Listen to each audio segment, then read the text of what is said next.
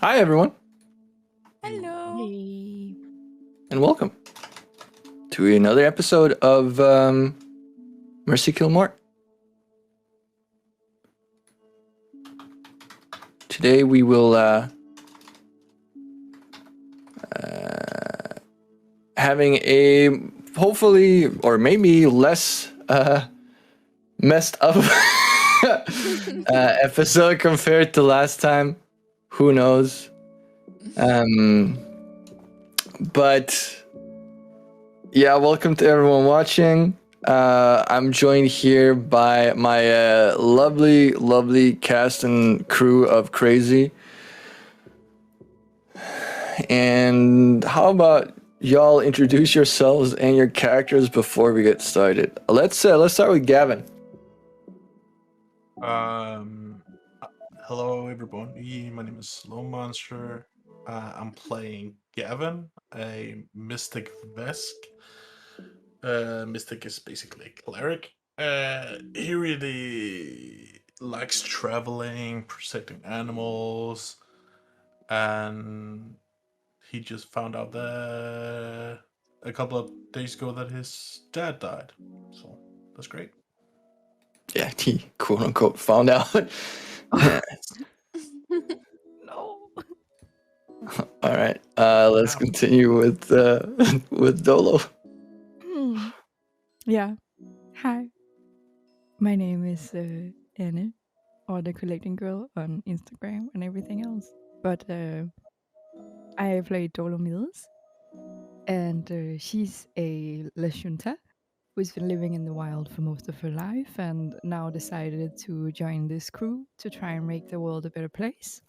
But in doing so, has also experienced more trauma than in her fucking entire life. In not even that long. Maybe like, how long has it been, Victor? Has it even been a month? Yeah, it's maybe, perhaps. I'm not really sure. Yeah, but in a span of a very short amount of time, Dolo has been traumatized more than she ever has in her 23-year-old life. But she's still having a good time. She has a Nikus with her that she found in the wild and has already had with her, who has also been extremely traumatized, but not as much as Dolo has because she doesn't take it with her all the time on these missions because she has experienced now that it can be kind of dangerous. But yeah, other than that, still having a grand old time. She'll never drink again. Never. Moving on to let's do Ted. Yeah.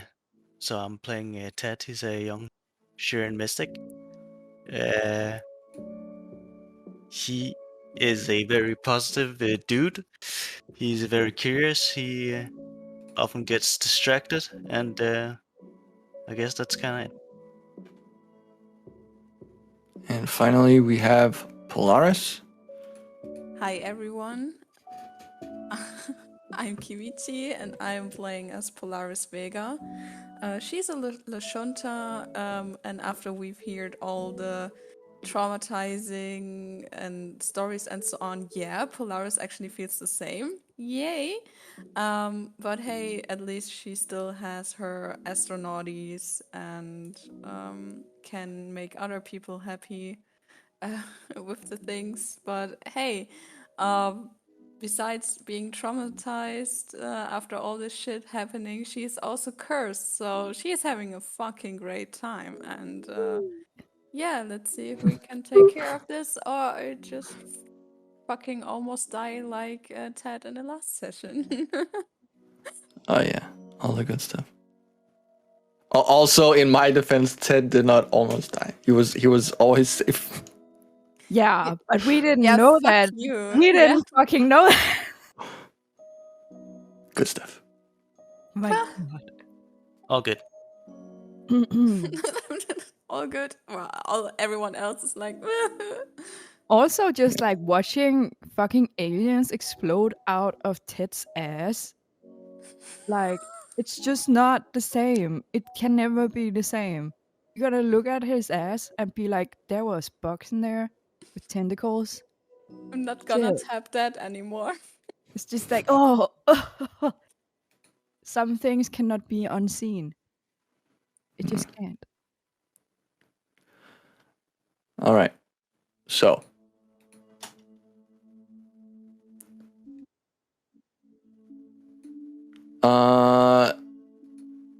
Anna, can you potentially provide us with a recap of last time in 60 seconds or less, please?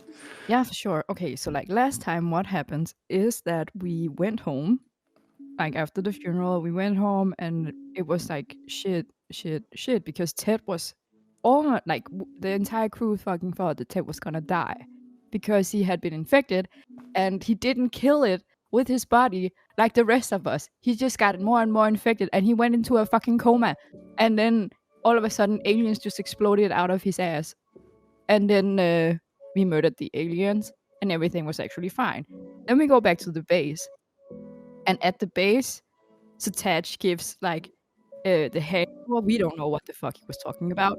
When he comes into like, we go to the mid bay because all of us has been infected by fucking aliens, and we want to check up on that, and we also want to check up on like why Polaris is cursed and like can we do anything about that? Like, can anyone do anything about that? Who knows? But I guess they can't. Anyways, like he fucking comes in, and then he's like all panicking about, oh, could they track us? Could they track? Like, did you have your comm units and some shit? And everyone was like, yeah, but we had no connection there anyway. They couldn't find us. But then we figure out, oh, maybe they could find a ship. And then if you have enough people, if you find the ship, you can go there with enough people and just fucking comb the forest. And then that'll be it for for Gavin's mom and the rest of his people. So that's where we kind of left off there. Like, yeah. Cool. And as the avid viewer has probably noticed, we are one person short today, which is Satach, who was unfortunately not able to play with us today due to scheduling conflicts. But it is what it is. We will try to have a merry old time without him. Yeah, We but will we're be kind of missed. having an issue since he was the one who stormed up off to the ship. Are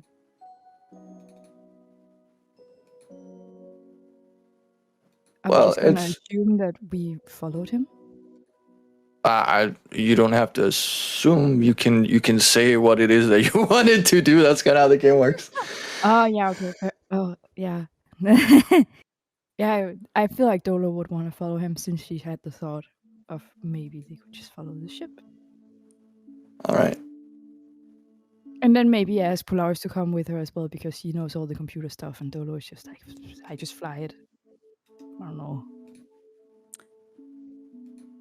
Just to keep in mind, Polaris is not an engineer, right? So No, I'm an engineer, but like I don't have any idea about computers and shit.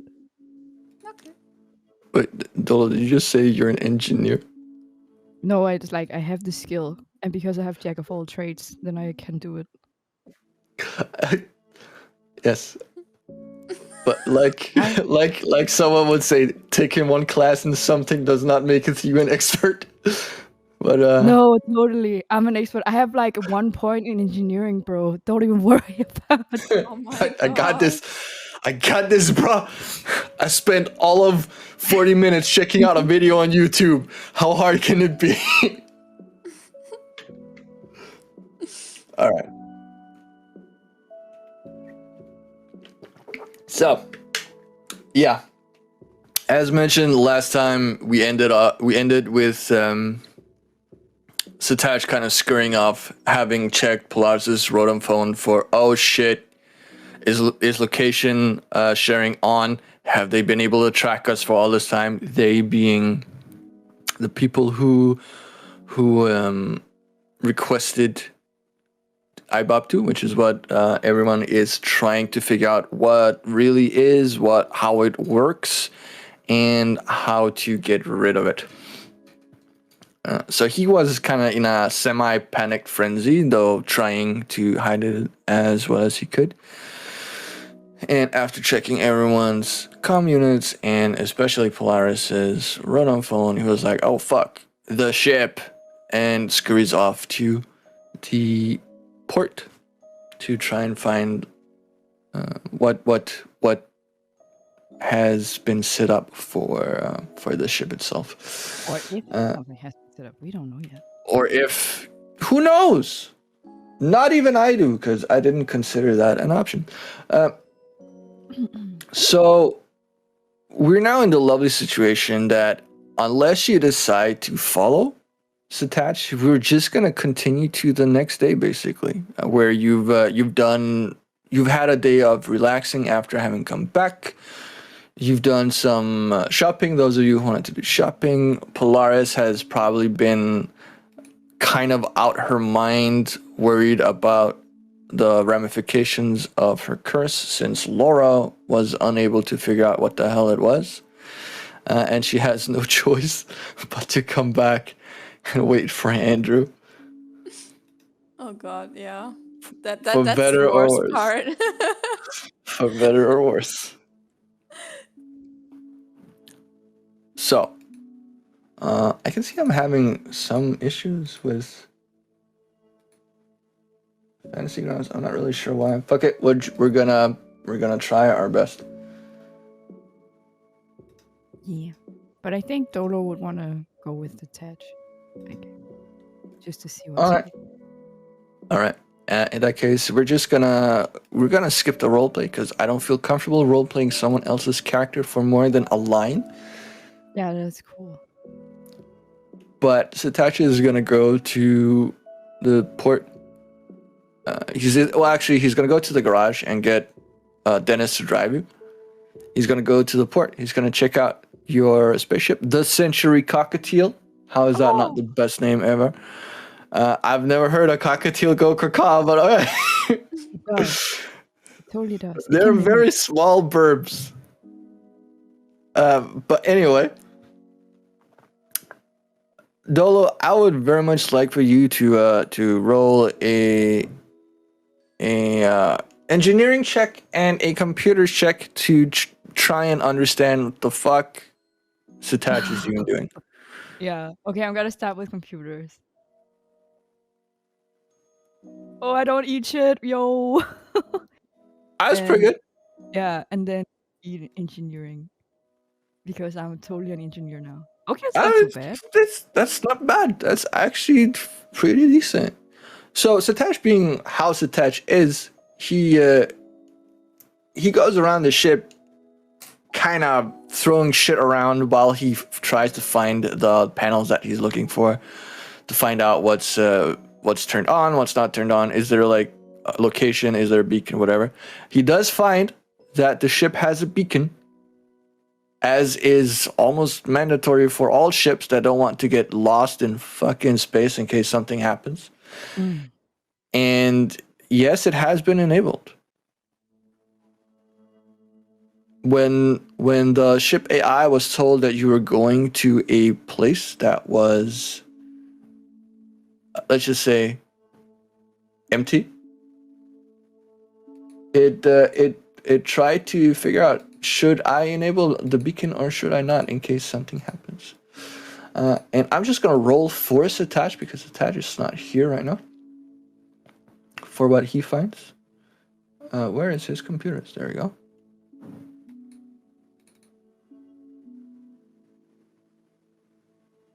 He does fairly well in his computer check. And for his engineering, he also does really, really well. So he does indeed find out that because no safety protocols were overridden, the beacon has been enabled for the entire time that you've been in a area that may have cost you your life. So the ship AI, Siri, has tried to keep you all safe as best as it could. Oh, So what that Siri. may or may not have of ramifications, who knows? But you can hear Satach going off as he usually does, like, oh my god, I can't believe this. God damn it. Well, I think Dolo is gonna try and write Gavin, like call Gavin on the comm unit. Can she do that? I guess she I can. mean, it's planet wide, so yeah. Yeah, it's just like, Gavin, do you pick up when Dolo Huh? calls you? Ew. Hey, Gavin. What's up, little one? The ship had the beacon on, and it's kind of bad because if anyone saw the beacon, they knew that we were in the forest. Oh. Do you have any way of contacting your mom? Not really. I mean, I'm just gonna jump in really quick. A beacon is a kind of tracker. It is not like a beacon of light. No. It is Yeah, okay. Good. no, not really. I don't really remember if she gave me any contact info. I'm guessing not. Oh shit. Do you have any contact information on any of the other people there? Give me a sec. I'll look in my notepad. Scruffle, scruffle. Nope. Nothing. God damn it. As you probably noticed while you were there, reception was bad considering that you all had communists that could communicate to anywhere on the entire fucking planet you were on, and you still couldn't get proper reception. They probably don't do much in terms of communication technology. Well, we're gonna come back, Gavin. See you in a moment. Ew. Lee. Right. So Sataj goes off on a tangent, a minor tirade of words that are very technical, probably beyond anything Dolo has ever heard before. And he kind of argues a bit back and forth with Siri, the Starship AI. But ultimately, what is done, and there's little that can be done to change it. But whether it actually has any ramifications whatsoever, we don't know. Well, Shit. I know, Shit. but you don't know. So we'll see how that goes. Nice. That always worked well. Yeah, it has. Never failed before. I got one question real fast, Victor. Mhm. I don't know if you actually saw what I wrote you in my private RP regarding the null space chamber actually using bulk for the items inside it. As I remember, the null space is not. Oh yeah, it has some sort of limit, and then you cannot stuff more stuff in it because it won't close. Yeah, exactly. I can put in 25 bulk, and it itself only weighs 0.1. I mean, light Yeah. bulk. So essentially, if you equip it in your inventory and you put things as location, Yeah, I did. that thing, and also equip those, they should not count towards your bulk limit. Oh, so the items inside I should equip as well, or? Yeah, it's a little bit weird, but that's Okay. how Fantasy Grounds does with backpacks. Right. That's it. All right. So, unless anyone else has anything they want to do for that day, we're just gonna skip forward to next morning. Anyone? No one? No. Nope. I'm guessing we're just buying stuff. Yeah. Yeah. Buying Yes. shit. Y'all go shopping. Y'all might go around Absalon Station for a while. Find some. Dolo creep over to me and ask for money, so I borrow her 200 credits. Yeah, you just see her like looking through the catalog, and she just has like stars in her eyes. She's like, "This is perfect for me. I just really want it." I was like, "Oh my god!" Yeah. So Dolo is over at the tech center with Jonathan, who like, oh yes, of course we can help you. And Dole was like, "Oh, I want this, I want this, I want that, I want that." I was like, "Please keep in mind you have a budget." I was like, "Oh, okay, I'll have these 2 things." Fine, we'll order those for you. They'll arrive in roughly 5 days. Oh, one thing is I go over to Ted and I hand him a serum of healing just in case. Oh, thanks, buddy. But and then he takes out 3. I got these. Oh, I thought I needed them as well. yeah. You know, mystics think alike. Yeah, I mean, maybe give it to some of the others because I think. Oh, any of you guys want the serum? Oh yeah, actually I got a bunch for all of us, just in case. Oh, okay. Oh, that's nice.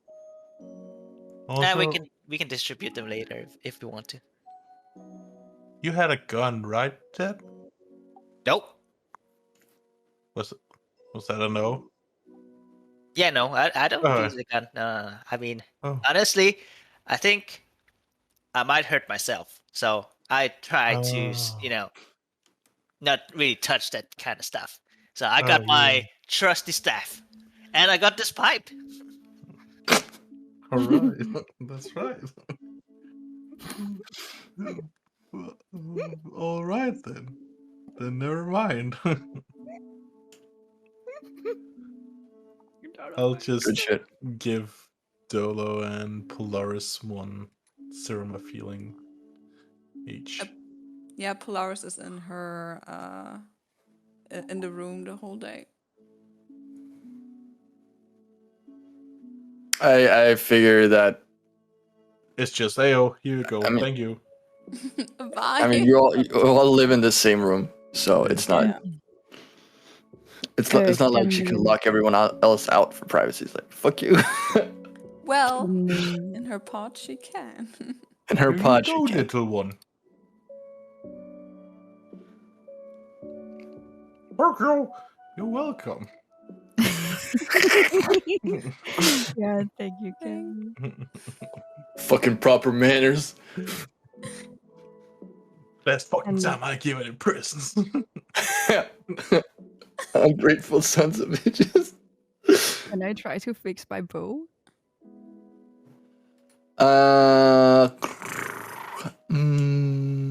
You know what? Yeah, sure. You can fix it in the tech center. How But much? like you mentioned yourself, the bow is not really something you have proficiency with anyway.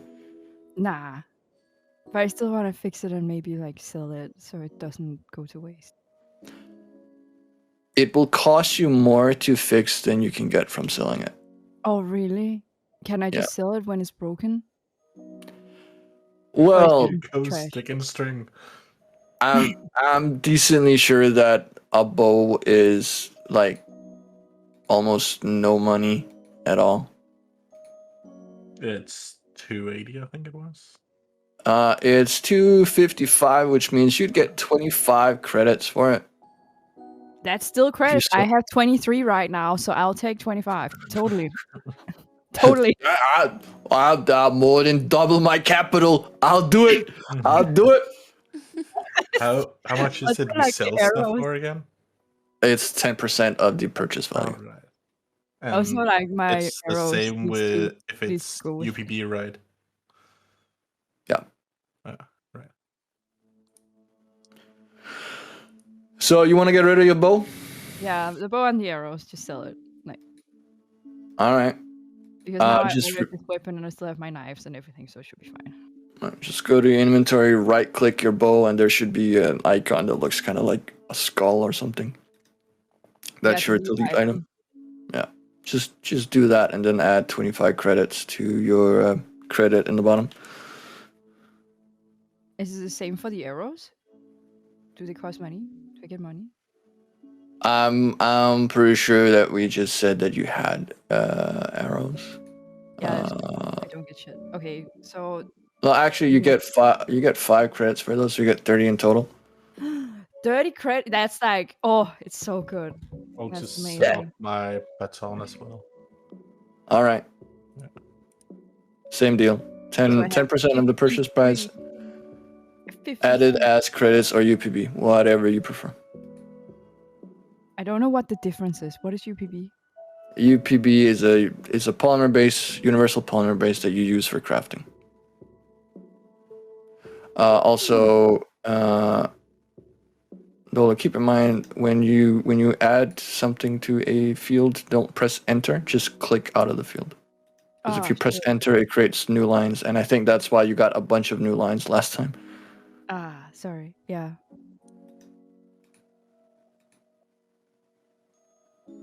All right.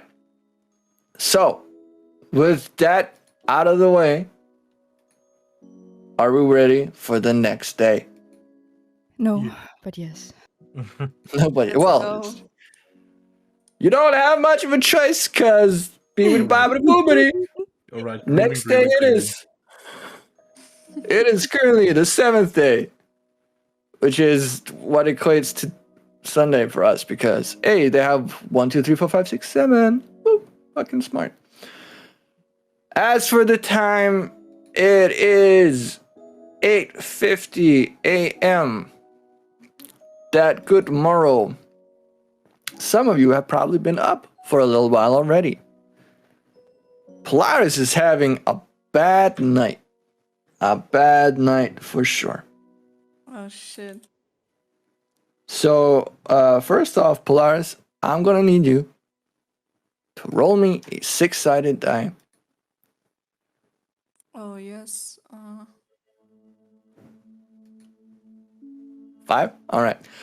So as you turn and toss in your sleeping pod, you have the same dream as you usually do. Or, well, I don't want to say same, but it's similar, because you've been tied up in best Kimbaku style, looking up at a figure in front of you who, surprise, surprise, is Gigi. And as you wake up, your markings from last time have faded away. And instead, markings appear on your wrists and your ankles. And that's essentially what you see. Okay. Now, did you want to roll a wisdom save to try and avoid being cursed? Or the curse taking effect? No, because Andrew needs to check it, so this time I'm actually refraining from it. Okay. So you can remove the penalty that you had on, I think it was strength that you had last time. Yes, how do I do this? You go to your main, you hover your bonus, you hold down control, and then you scroll. I think you scroll up for plus. Okay. And now you add a 2-point penalty, or 2 bonus point penalty to wisdom. Oh. Okay. And you feel how, as you kind of let go, the markings tighten around your wrists and ankles. And you also feel how they tighten across your head, where your eyes are. Oh shit. And you feel how suddenly you are slightly more depressed than you were before.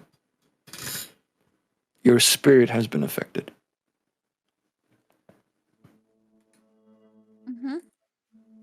All right. Alrighty. Oh my Yay, God. depression time. Woo. You are free to go visit Andrew in the medicine center, medicine center, whenever you feel appropriate. Yeah, just let's go. I want to get this over with. I don't understand why we get this over. This is the best shit ever. All right. when you get out of the pod, what are the rest of you doing? Are you in the room? Have you gone for breakfast? Like, what is up with?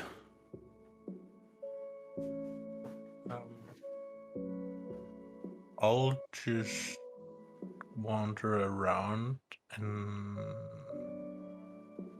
ask regarding the the dog park thing where there were gardens you could rent.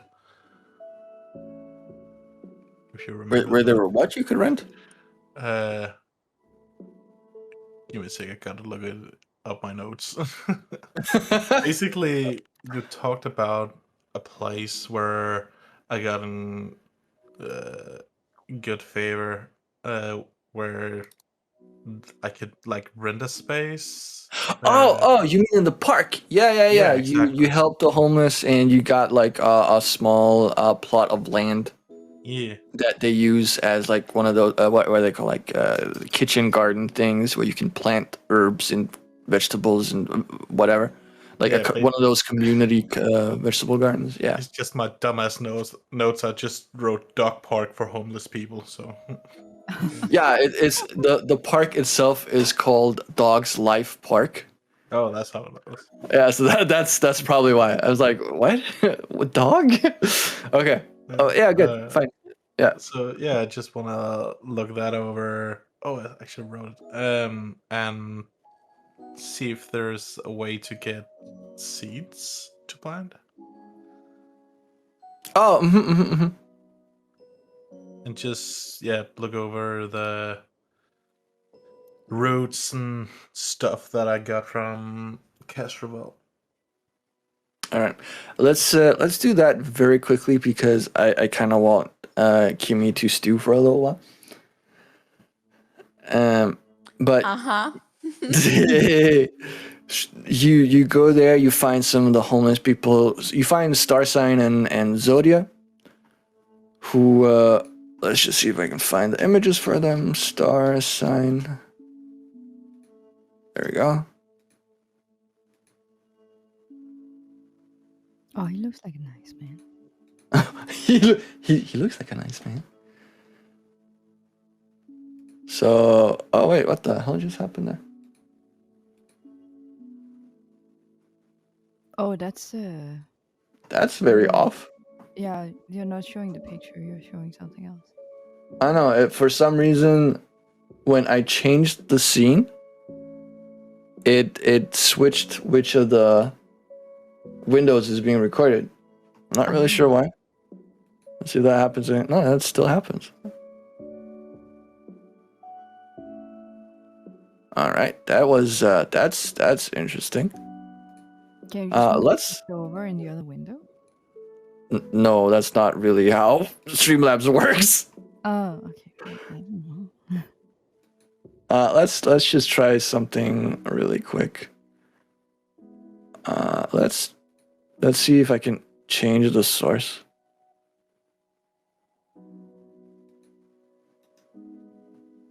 Because it's recording both for some reason.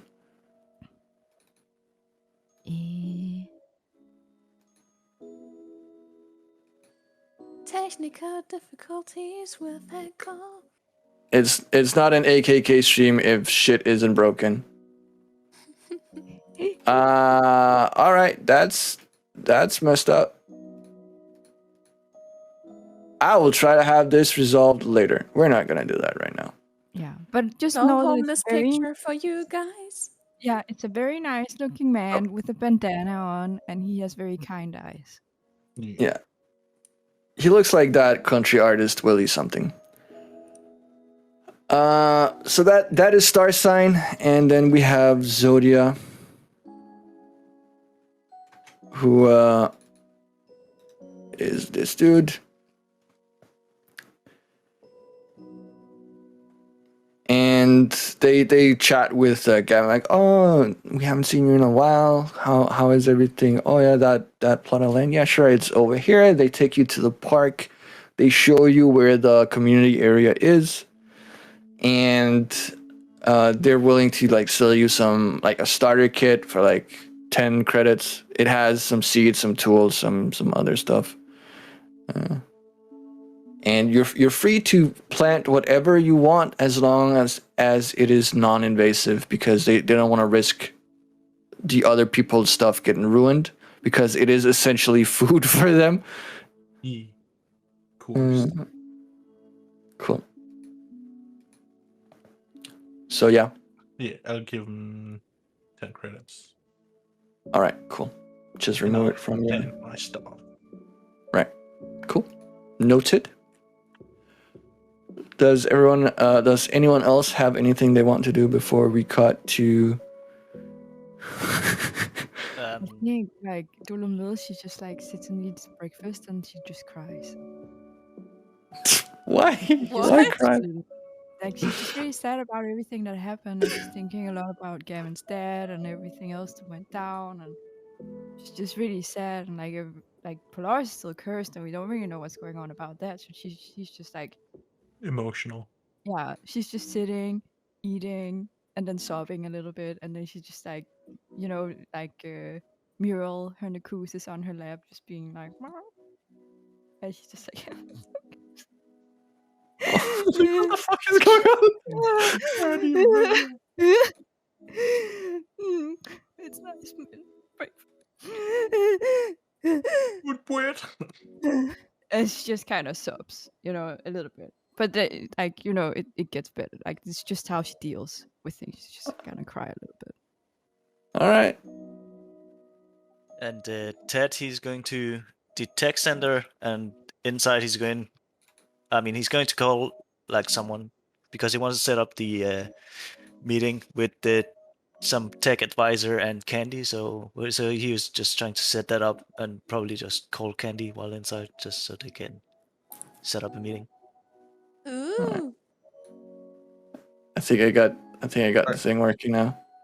I actually got Nice. one last thing. It's okay. I'm just tying up loose ends. Right. I got 2 bundle of random plants that you said maybe I could make into antidote, and then I got 2 bundles of herbs and shit that you said could be made into antidote or serum of healing.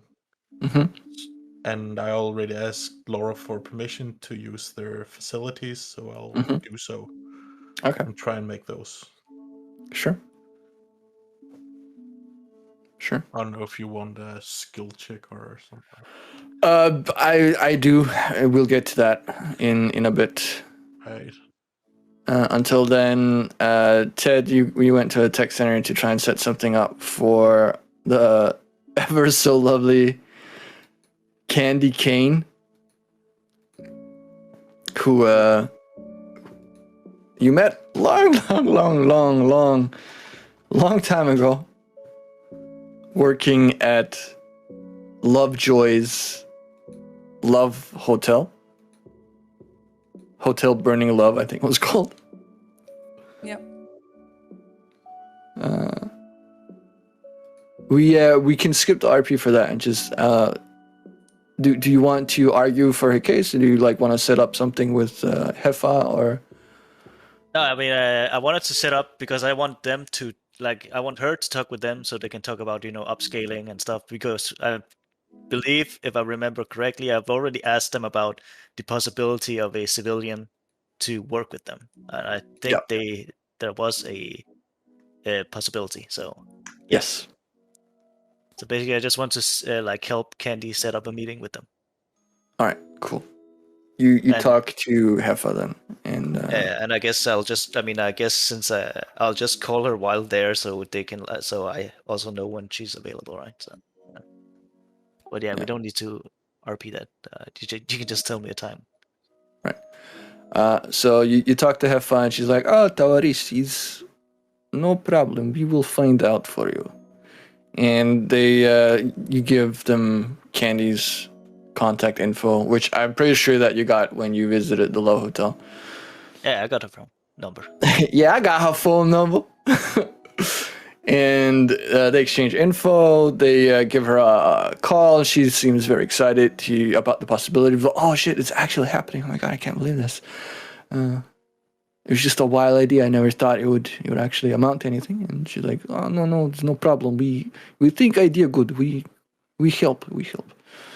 So they set something off outside of the mainframe because civilians are not really allowed in there. So they set something off base. Let's say a week from now, because Candy needs to get time off from Lovejoy. Yep, that's fine. Also, by the way, getting that number, best net 20 ever. So That was fucking insane.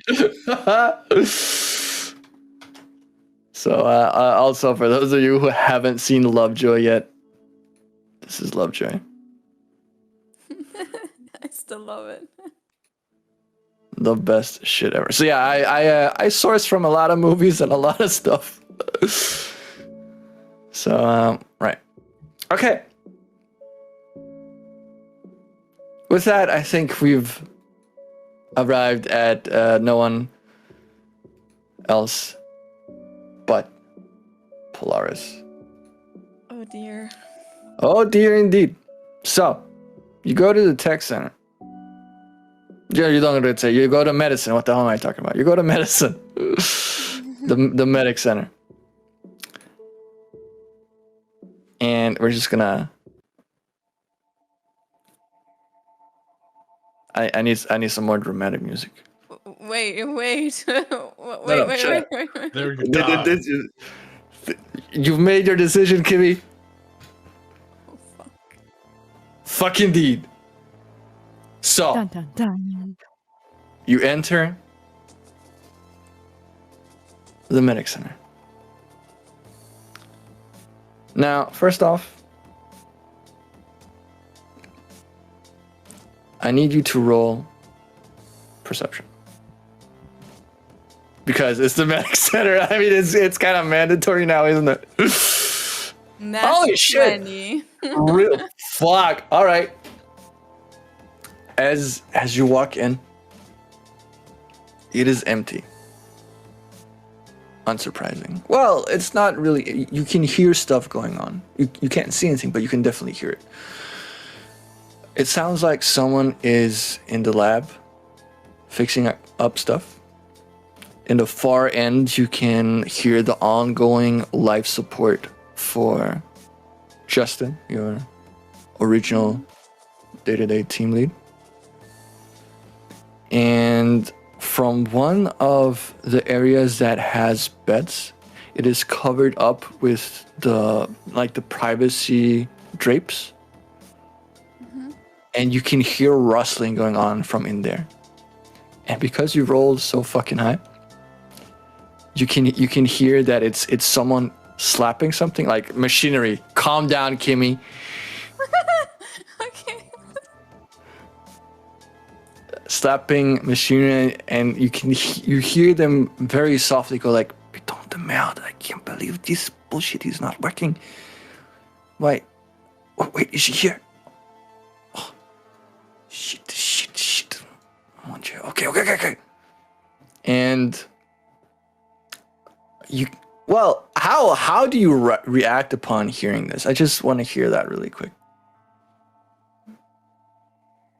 Like you can definitely hear like, "Come on, you piece of shit! Why are you not working?"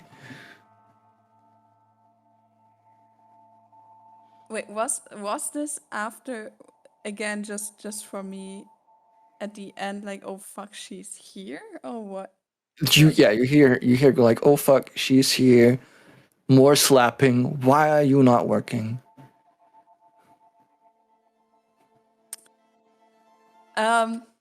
At the first second, I'm a little bit confused by what the hell is going on. That second is all you had. No. Yes. From inside you hear, "Oh fucking finally." And I mean, in 1 second, I can't even get there, right? You cannot. And from out the draped off area, you see Andrew sliding out just so people know what Andrew looks like. You see Andrew sliding out, turning around. He is wearing nothing but his socks, his drawers, and his doctor's coat. And in his hand, he is holding a proctoscope like a microphone. And he's pointing at you. And you just hear him bellow out, Have you checked your butthole? Get up, get up, butthole. I've not seen your ring, but have you checked your ring? Ring, I mean butthole. and as he gets to that point, you see Laura just leaping out from the lab, holding a folding chair and just smacking him in the back of the head. So it's like, smack, and he goes like to the floor, dropping everything, just like sprawling, kind of like in anime when they get hit really hard. I'm like, oh my god, I don't care, it was worth it. and Laura kind of like just stomping on his head, like, you promised, Andrew, that you would behave. Like, I know. The cat. I did behave. I promise. My other idea was much worse.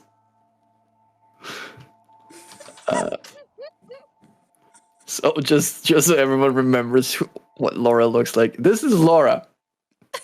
His wife / husband, like gender fluid, non-bi. Well, she I feel like it's they do what they do.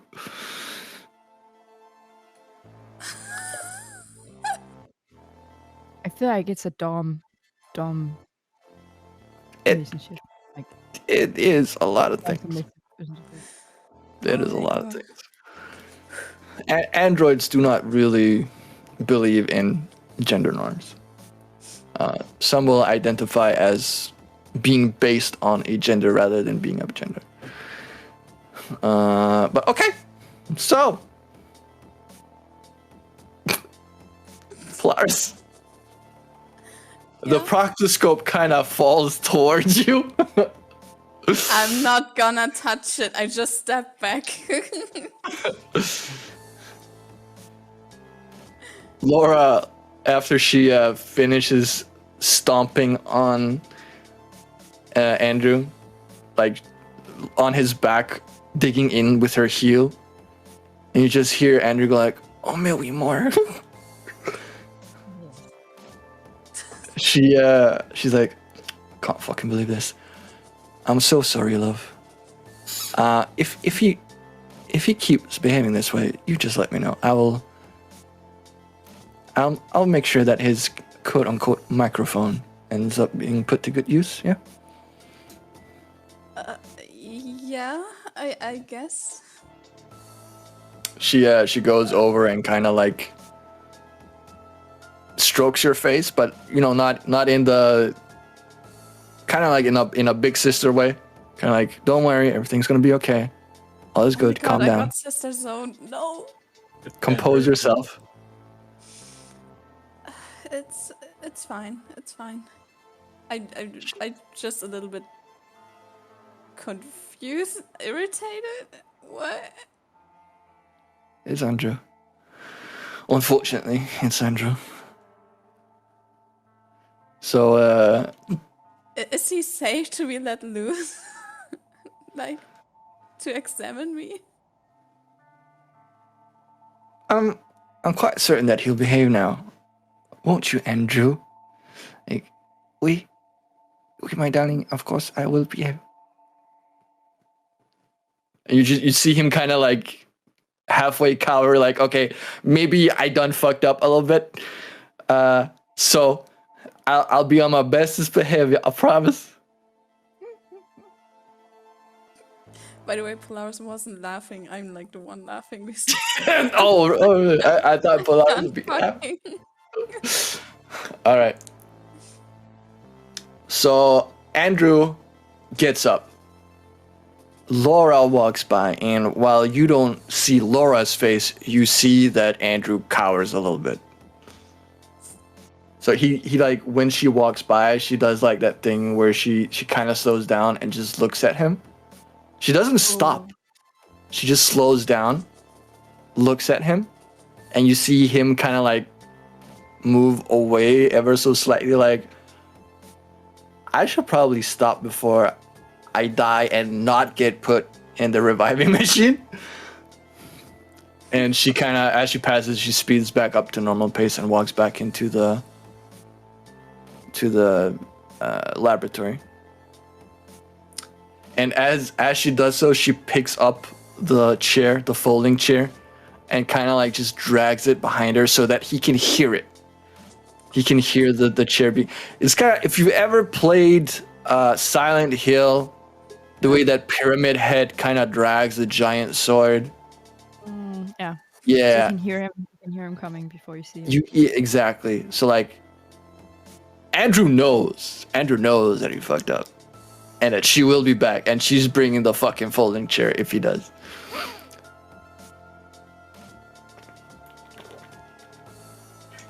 Okay.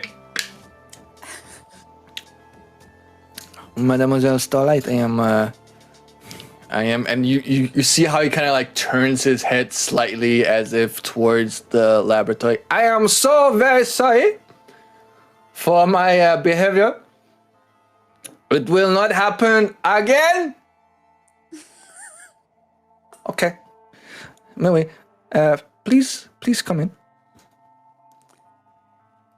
He kind of like gestures towards the room that he kind of slid out from. A little bit hesitant. And with the raised eyebrow at him, I would just, go into the room and have a little bit of safe space between him and me while walking past him. As you walk past him, and he kind of looks in your general direction, which is also in the direction of like the bed. He goes like, "Oh man!"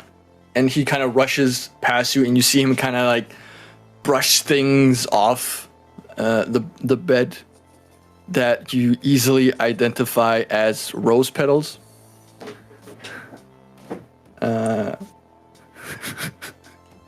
What the fuck? Please pay this no mind. Pay this no mind. And he keeps like brushing them on the floor. There we go. The room has been prepared. What was that? Are you like that with every female patient? Female, male, who cares? Love. Amour is amour. Okay, so everyone gets this kind of treatment. Oui, of course. But Miss Starlight, of course, you are a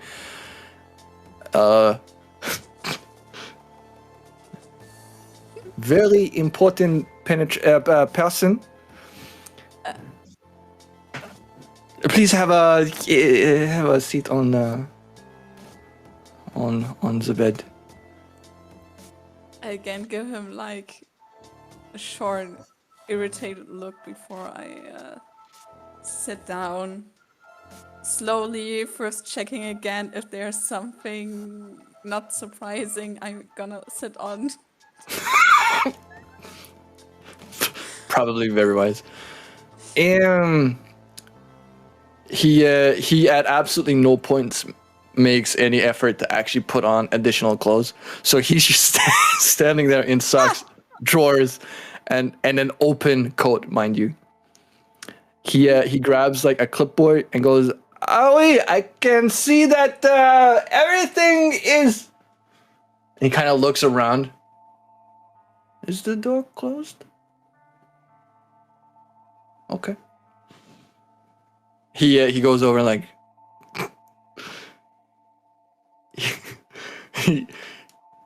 he looks very deeply into your eyes and grabs your hand and like kisses the knuckles like very, gentlemanly, and goes like, "Mademoiselle Starlight, I must say, je t'adore."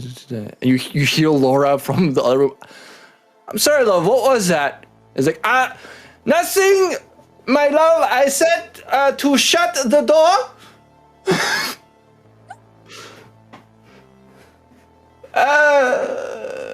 Just ignore it for now. All right. I'm so sorry, Mademoiselle Starlight. Let us. You are here for a reason.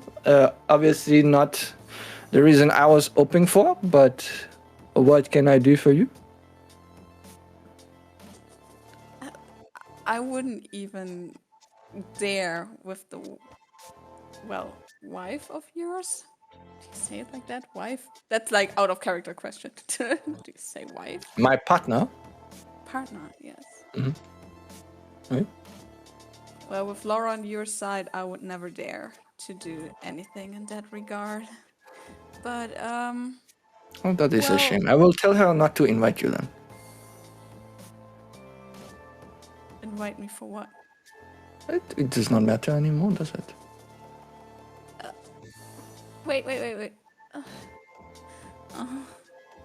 I mean, if you're doing something with others, then I gladly join, but not right now.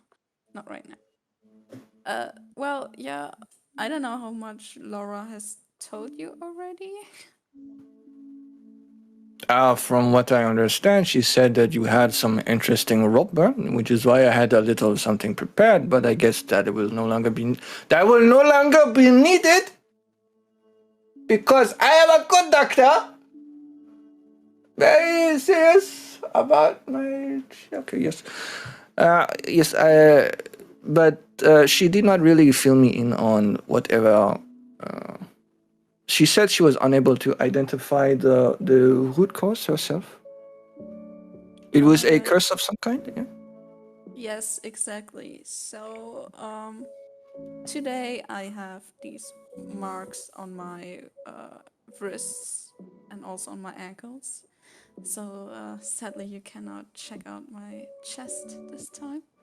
Well, I can also see that you have a marking across your face. It looks like you have put on a mask of some sort. Oh, wait, really? I didn't look in the mirror this morning. Oh my god. Wait. He hands you like a small mirror. Like, see for yourself. So I look at myself in the mirror, like touch the side of the area, right next to the eye. And because my spirit is already a little bit affected, and I just see like the corner of my mouth like dropping down, like, oh my god, just look at me, I look horrible. And Oh, no. mood switch.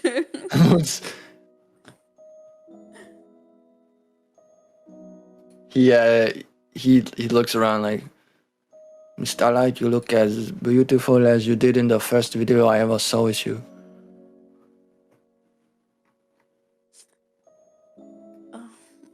Okay, if you say so. And Oui, I put the of mirror course. away. And just thinking like, oh my god, and I looked like a mess. Yeah. But yeah, put the mirror away and just look at Andrew. And just tell her basically what I've told Laura already about the dreams I have. And then these markings appear, and it feels like they're tightening around the area where they are. He takes all this in, and he also has some notes from Laura on the clipboard that he's holding, and while holding the clipboard and doing like half a Superman stance, still only wearing drawers and a lab coat and socks. So for him, basically fully clothed. He goes, okay. I will just examine you for a moment. But like Laura, I cannot provide any guarantees. So it is what it is, essentially. He does a basic check first. And then another for the curse itself. Oh. You spend some time in the examination room.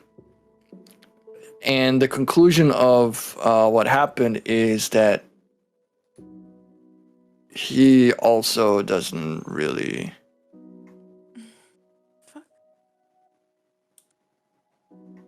Like, he has...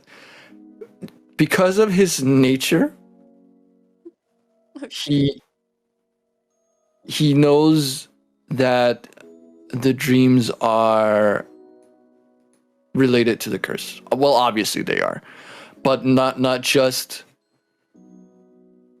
the markings themselves, but also that faint attraction you have towards Gigi whenever his name is being mentioned, which seemingly only appears when you failed, or when the markings kind of take root. Because you say like, oh, well, while I was on Castroville, I had dreams, but Gigi was like, ugh. And since I got here, I've been having dreams, and Gigi is not anymore. But he's like, oh, maybe, you know. Wait, what? No, what am I thinking? Of course not. It's Gigi. So Andrew is able to like put those two things together. I was like, okay, it is probably a curse of entropy based on the description of the markings, how they affect your body, your mind, your spirit, your everything else. You've had, I think, like 3 or 4 different stats be affected so far. And the markings appear different every time. Where they've been placed has been different. What type of pressure you felt has been different. It's been on your joints, on your muscles, now on your spirit. So he's like, it's a curse of entropy, but the thing with liking Gigi is new. So probably it's a curse with like a spin on it.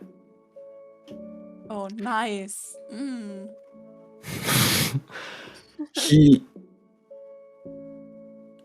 He tried to remove the curse, but was unsuccessful at it. He rolled on that one, basically. No.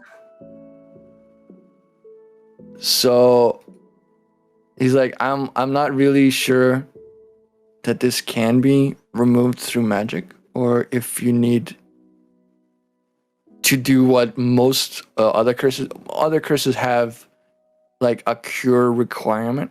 If you do something voluntarily that the curse makes you do forcefully, you will oftentimes get rid of the curse. Inversely, sometimes you need to do the exact opposite. For instance, a curse of lethargy where you feel really, really tired, you need to keep marching for days on end to like overcome it. Maybe this is the same. If you feel attracted to Gigi, maybe you're supposed to give in. Maybe that's the point of the curse. Oh my god, no.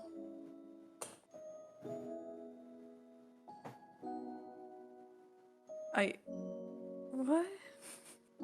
I'm sorry. More than this, I am unable to neither remove it or identify it further. I can only confirm that it seems that with every new dream, when the dream begins, your markings fade or are, how you say, gone completely. Mm-hmm.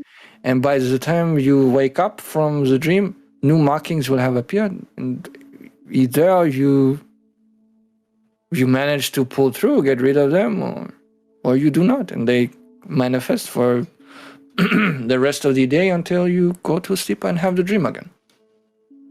So, okay, so basically either I have to do the opposite, which would maybe be hating on Gigi, which doesn't make sense because I did that before, or I have to literally give in to a dude I do not like and do whatever, and he's even the one having cursed me?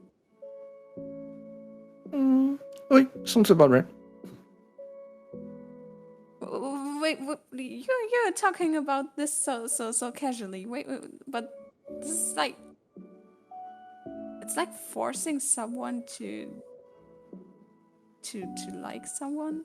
This is fucking disgusting. By no means, I say I do not say that I condone. And is Juji he was an old friend, no? Well, yeah, an old friend, but he's a murderer. Like, I don't. Oh. Well, all life is subjective, I suppose. Have you not killed beasts before? Have you not killed other humans before? No, not humans. Mon Dieu, my sweet summer child. Well, I hate to break it to you, but no one here at Merci-Ki11 would be as innocent as you. We have all done things, unfortunately, that we regret, and taking lives is a part of every day for us. Some of us try to undo our past by saving them instead, but sometimes the sins of the past cannot simply be washed away. For instance, Justin, well, you know Justin, he was your leader. He's probably the one here who has the largest kill record of all of us. He has killed hundreds, if not even thousands, of people during the war. Oh dear. I mean, I don't want to sound judging or anything, but this is just still something rather new to me, to say it like that. I completely understand. And it is not that I want to say that you should do these things. As a matter of fact, for as long as you can avoid killing, I would suggest to avoid killing. But having looked over some of your personnel files, I can say that some of you have more blood on your hands than others. And some of them may as well have been tainted red by now. But even so, your teammates are still your friends, n'est-ce pas? Well, yeah, they are. Mais oui. So once more, I'm not trying to say that I condone senseless killing. Far from it. But sometimes sins of the past need to be forgiven. But from my understanding, this GG fellow, he has not really let go of his past if he is still killing, no? Yeah, I mean, especially killing like innocent people that had nothing to do with it. Oui. If he's a mercenary, assassin, it's part of the job description, no? Yeah. Regardless, I do apologize, Miss Starlight, for not being able to help you with your curse more than this. I have a feeling you already knew many of these things. But I will promise you, for as long as my subscription to your astronauties does not run dry, Laura and I will be certain to look further into this. Yeah, thank you very much, Andrew. And then I just like pat his chest, like, whoop, whoop. Thank you. He nervously looks around. like looking for Laura. It's like, oh shit, she's gonna take this the wrong way. I have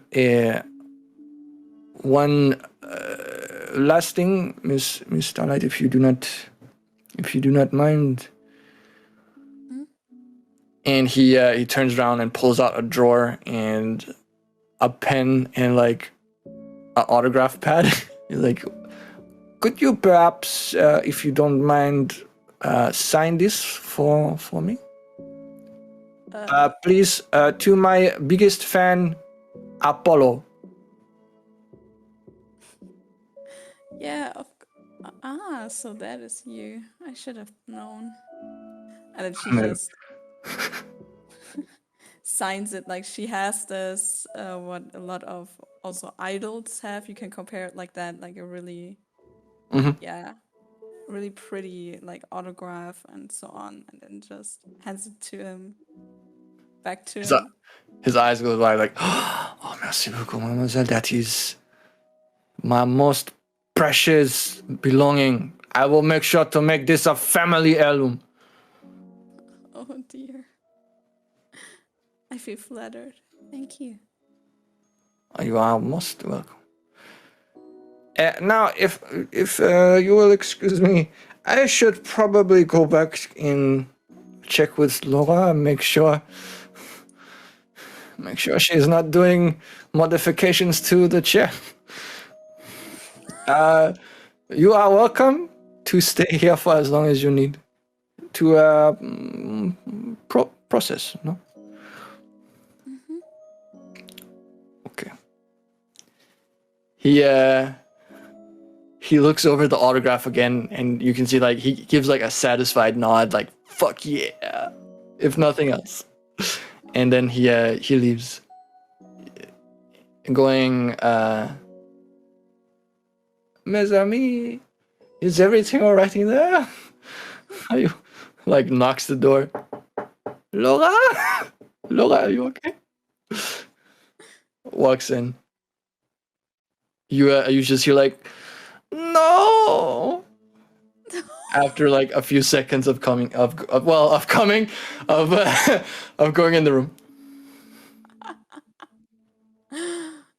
Okay, so what Polaris basically does is actually she stays for a while, as she has to indeed process this for a little bit, but also Justin was in this other room, right? Yeah, Justin is at the far end on essentially life support, as well as you do life support for an android that doesn't need to breathe. Yeah. So It's like checking his vitals and whatnot. So she also just walks up to him and just watches him a little bit while, well, she's just silent and thinking, like, hopefully they can still save him and help him in any sort of way. You can see that he has been well taken care of. Like his bed is made. There are flowers next to them, not really like inside the specific area that he's in, but like slightly away to keep it as sterile as possible. And I mean, it's obvious that for all of Andrew's faults, he really cares about his best friend. Oh. Yeah, so she stays like for, I would say, another half an hour before she leaves the med bay. All right. Cool. So, a little wiser, but unfortunately not a lot.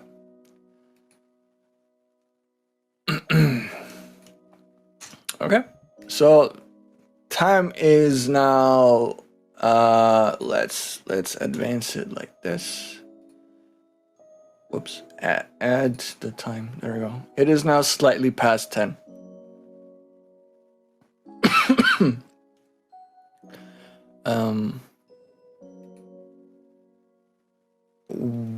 what do you all have you agreed on, like a meeting time? Do you meet up somewhere? You go over like what do you do? Where are you? What have you been doing while Polaris was being checked up on? Let's just say it like that. Just going to make the medicine stuff. All right. In that case, roll me a. I'm pretty sure it's a medicine check to craft. Yeah, I'm pretty sure it is. Wait. Let me just double check. This. Or is it actually life science? Oh, it's life science.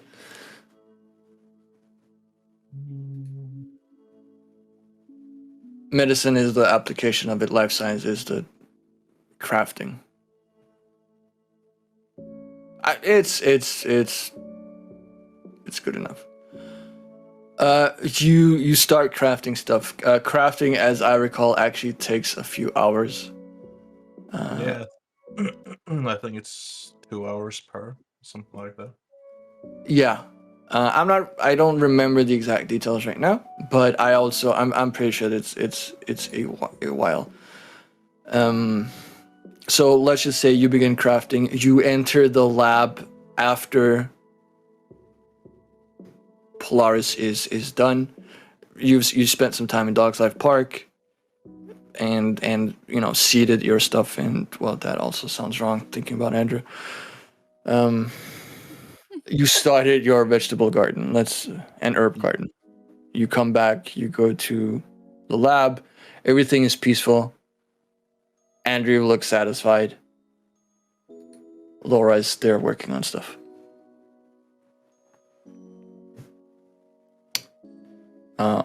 While I just look up the crafting rules, what about Ted and Dolo? What have you been doing well?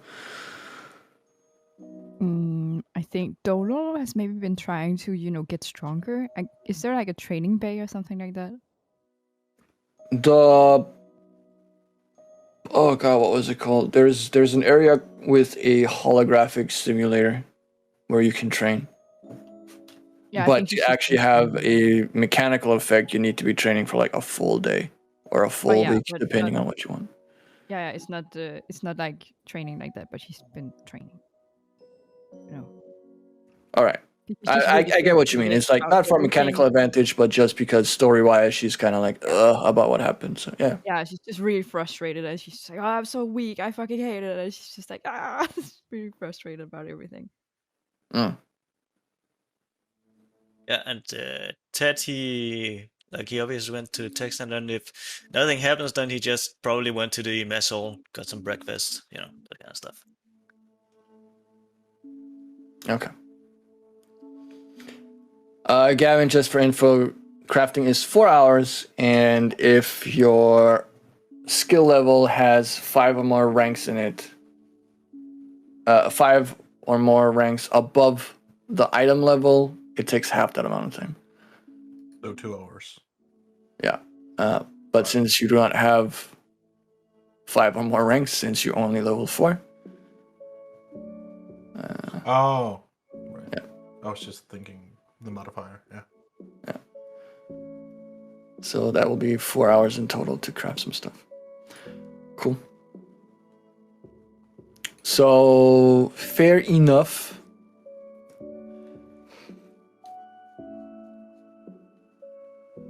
We're just gonna advance time until noon, actually, or slightly beyond. Let's advance time to 2 o'clock. Let's just say 2 o'clock. I think. So at this point, Dolo, you've been training for quite a while, and you reached the point where you're kind of exhausted. You definitely need a break now. You've been at it for literal hours.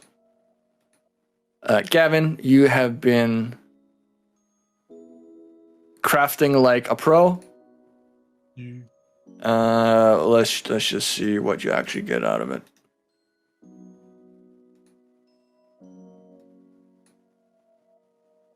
Oh shit, that was the wrong fucking roll. There you go. All right. So The thing about crafting is that usually it requires UDP. UPB, the Universal Polymer Base, to craft things. You make do with herbs, and the way that usually works is that at my discretion, certain items can be used in place of the polymer base. I've decided that it makes sense for herbs and shit to be used for medicines. Since these were meant for an antidote, that is what it is moving towards. You manage to actually create, and I just have to double check that I don't have the price wrong.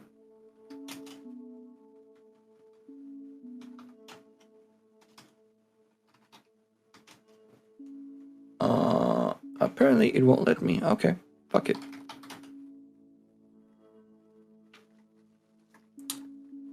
Screw it. I just decide that you managed to create 2 antidotes.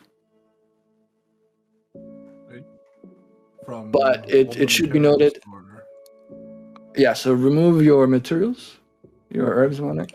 You get 2 generic antidotes, which means that they will not outright cure someone. However, they will give them a advantage on their save. And that is because if you wanted to straight out cure someone, you need to know what poison it is that you're trying to. So you just have like some analgesics and general stuff that helps with against the fever, that helps metabolize the poison and so on. So they get a +2 to their whatever save is required to withstand the poison. You can just add it as antidote for now, and I'll figure out where the hell it is in the item. Yeah, I just wrote it into my Google Docs. Ted, you were eating, among other things, but I don't assume you've been eating for 4 hours. So what else have you been doing in the meantime? Maybe he has been eating for Maybe you have. I'm not gonna judge. If you want to try. Buffet. Yeah, exactly. Like, I mean, it probably. I mean, if he doesn't, he could be because he maybe tries everything that is there. So it takes a bit of time. Let's just say he has been eating for 4 hours. Okay, let's say that in the meantime you also received a very heartfelt thank you from Candy. Oh yeah, I mean, I could have had a conversation with Candy if she called me during that time or whatever. Like she texted you because quote unquote I would very much love to see you, but I'm unfortunately booked with clients all day. But I wanted to express my thank yous. You've been so good to me. I can't believe how lucky I've been to have met you, for you to do this for me with like no strings attached. You're not like most guys, so on and so on. And she has attached a photo of herself that Ted, as per usual, is like, oh, that's interesting. Why did I get this? It is in the same category as the previous photo that she sent you, albeit a bit more risque. Okay. Yeah, but Teddy's just like, no worries. Thank you for the picture. I'll talk to you later.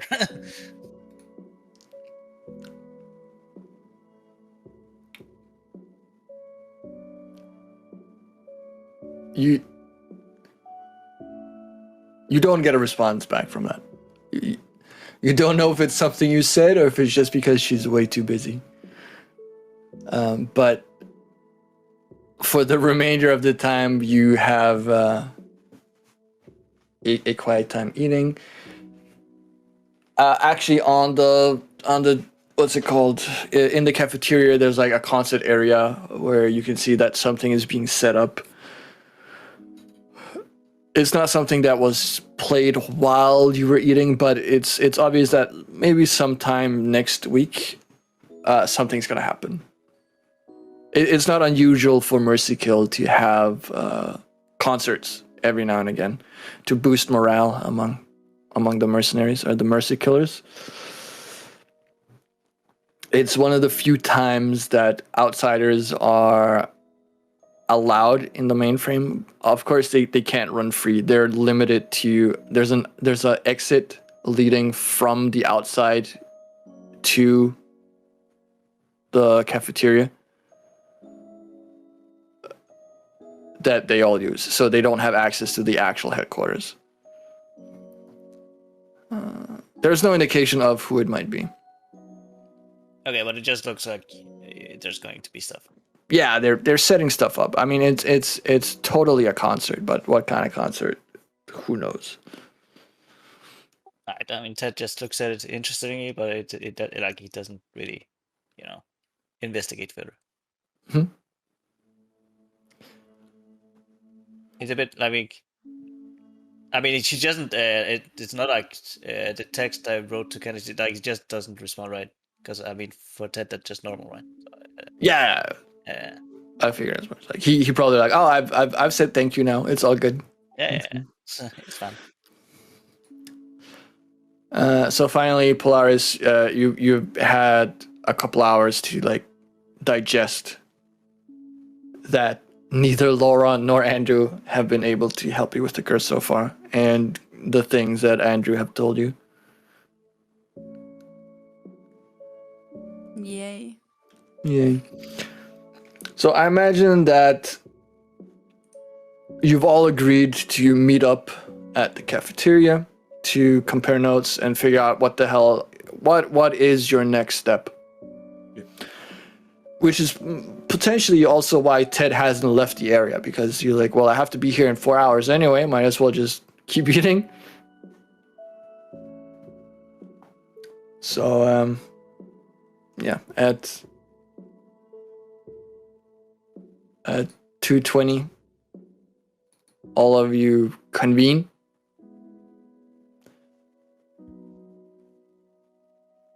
What do you say to each other?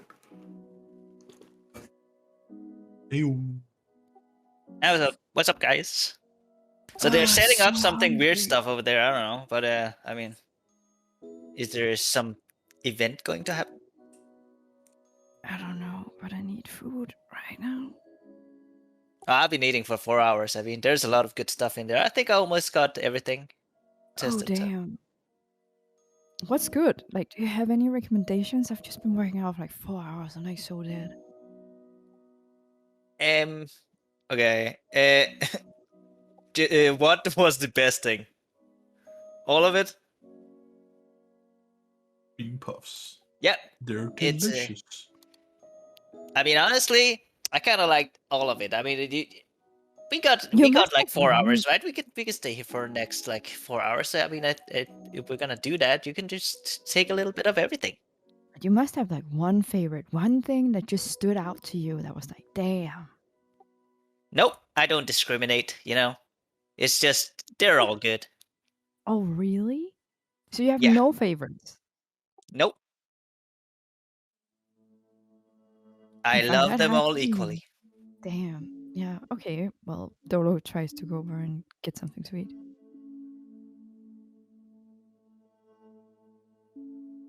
I mean, this is standard, like a school cafeteria. You there's a tray. You take a tray. You take a plate. You rather than having someone fill up for you. Well, actually, there's that too. But you like pick. Oh, I want some of this. I want some of that. I want some of this, and they How much, fill it like, in. does it cost money? No, it's free. It's part of okay. Then Merci-Ki11. she just piles shit on there. She's just like, I'm fucking hungry. She just goes for it, and she comes back with like a huge pile of like meat and food and shit. Not shit, not literal shit, but stuff. Oh, actually, that just reminds me. Ted, just very quickly, I need you to roll fortitude. A fortitude save. Stomachache. That's good enough.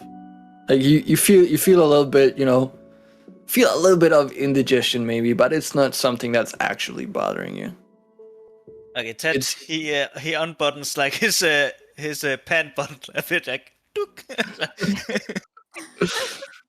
It's probably also good to give your carapace a bit more space to heal properly. I mean, feel a bit blurred, but I think it's okay. Just say, you needed a little bit more space. Anyways, so Poe, you found out a bit more about your curse? Well, sadly, not that much more than we already knew before. So, yeah, there's that. Yeah, but so we still don't know how to get rid of it. Well, Andrew said he's not sure if this can be removed through magic.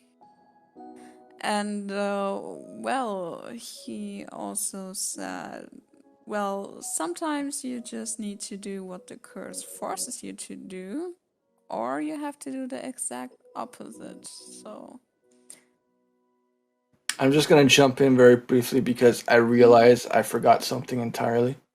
mm-hmm. I'm gonna need you to roll a d6. All right. Right. So this is actually a little bit retrospective, and I do really apologize for that, but it completely slipped my mind. So if we're just gonna turn back time a couple of hours to when you were with Andrew and he tried to remove the curse using remove affliction.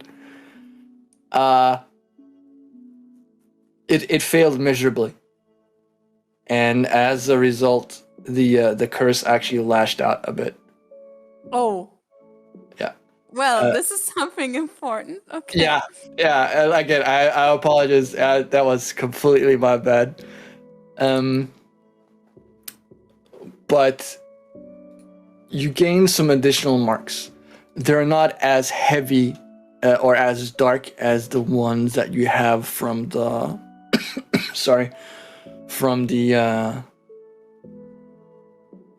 from waking up.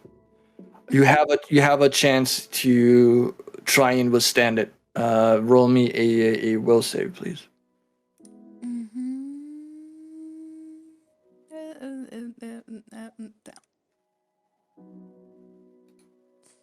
Ooh. You try your best, but the markings seem to take root in you anyway. Try your best, but you don't succeed. Could it be worse? Now, in addition to the horizontal mark that you had going across your eyes, you now also get a slightly fainter mark that goes in a cross shape across your eyes. So like like in between your eyes where you have like the bridge of your nose, two lines meet there and go across all around your head and meet again on the other side. So it's like two rings that are diagonally placed on your head. And you feel how it affects your mind. Oh no. And you get a -1 modifier to your intelligence. Damn. Oh fuck. Can we see it? Yes, you can all see it. You all have the parts of her skin that are exposed. So her face, definitely. You can see like a very a dark, essentially jet black marking that goes in a circle around her face, across her eyes. It goes horizontally. So like if someone took, let's say, a paper band and like put it on around someone's head. So it's not Polaris anymore. It's Dolores. And in addition to that, everyone just groaned like, In addition to that, you can see two fainter, like kind of grayish markings that go in a cross, meeting on the bridge of her nose, between the eyes, and again, like 2 paper bands that were like diagonally placed. At some point, we're gonna do some drawings on how these markings appear, just to make it easier for everyone. Okay, cool. Yeah, because I'm Yeah, still a I will draw little. them. Yeah. I'm still a little bit. There's some stuff happening there. I can imagine it a little bit, but I'm not the most. Wait. What you say? I can't picture it clearly. Does that? I think I can draw it in between a little bit because I have some art from Polaris I can just use for and just draw over it. Well, we have a break soon anyway, so. Okay. But yeah, it seems like it got a little bit worse there. Polaris, are you feeling okay?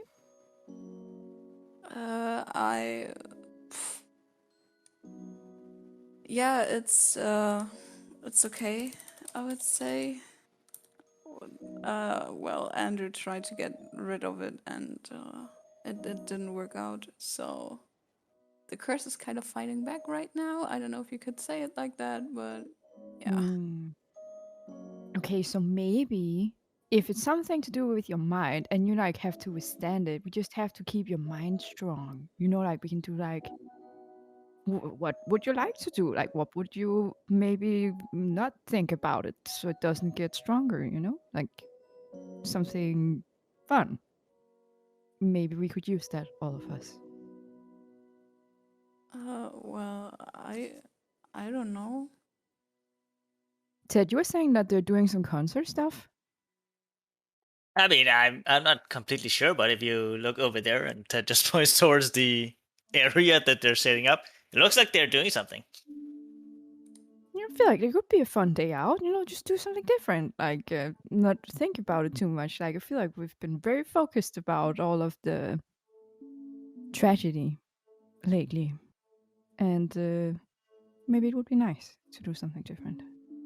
So wait, I so to remove the curse, we just need to have fun? Is that Yeah, I don't is know. I feel like if something, you know, in her mind or like something that grows, if she feels sad or whatever, maybe the best way to battle it is just to not feel sad and feel good because a lot of stuff has happened, you know, like, and I feel that anyone with a curse or anything would feel a little bit touched by that. You know what I mean?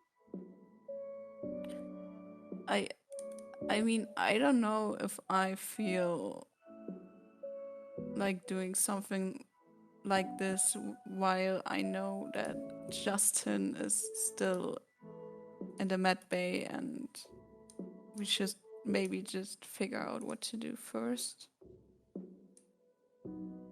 Yeah, Maybe talk I to get that. Theresa or so. I get that. I think Satech already gave her a handover, but we can just go talk to her first if you want to.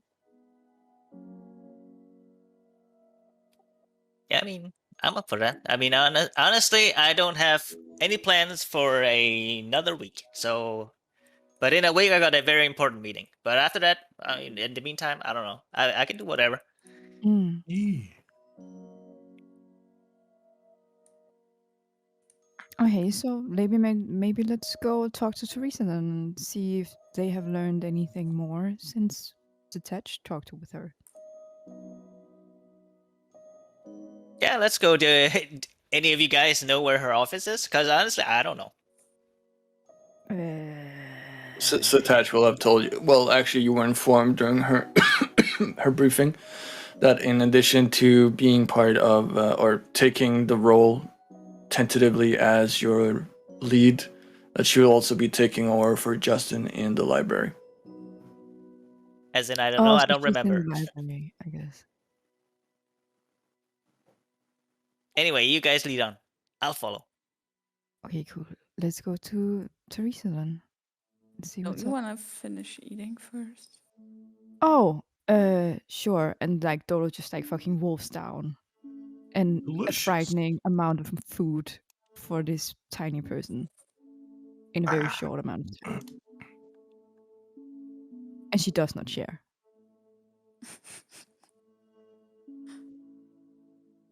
I think no one wants to get between this slaughtering of the food. It's just like it's crazy. It's like seeing, was it? one of those tiny women at like a eating competition and just like it's scary. It's scary. Inhaling the food. All right. We're gonna advance time 20 minutes, but before we get to Teresa, we're gonna take a short 5-minute break. Thank God, I'm gonna pee. You say that every time. Yeah, Like- it's like I have to pee every time. I Like, don't know do why. you drink 5 gallons of water while we're playing or what? No, I just ate today. I actually ate like a huge watermelon. All right. Fair enough. In any case, to all the watchers, we are back again. In 5 minutes, I have tried to code a countdown timer, so hopefully that will work. So, yeah, we will be back again soon.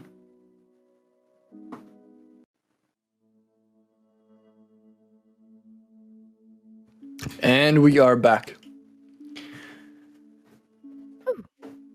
All right. So before the break, y'all decided to go and visit Teresa.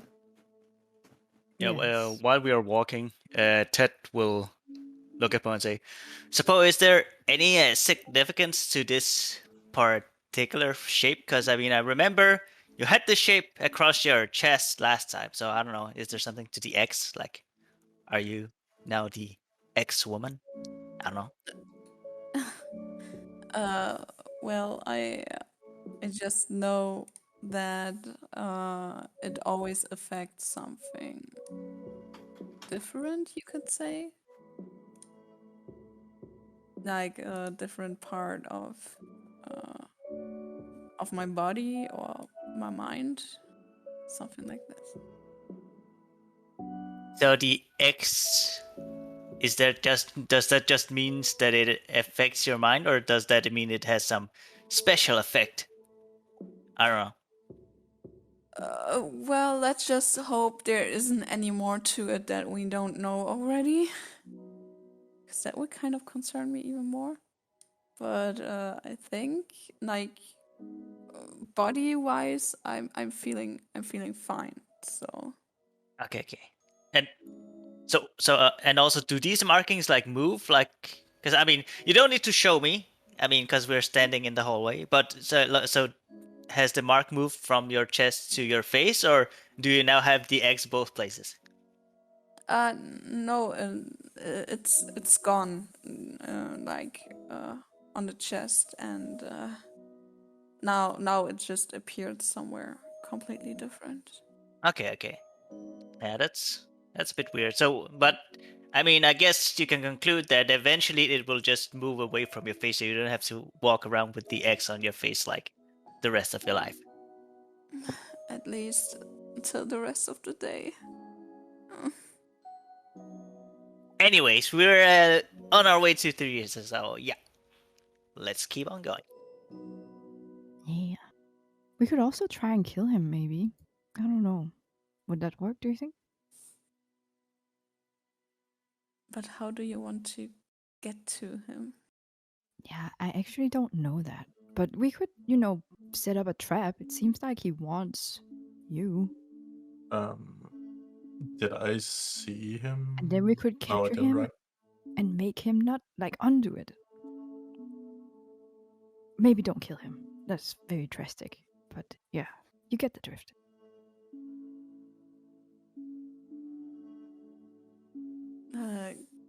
Yeah, that's just. I don't know what to do. And I have like like my hands in front of my eyes and just like rub them a little bit. Let's just talk to Teresa first, and then let's just see. Sure.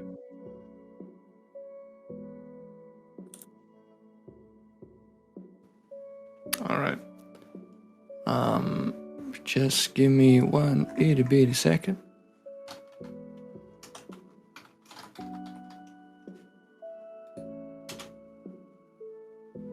There we go.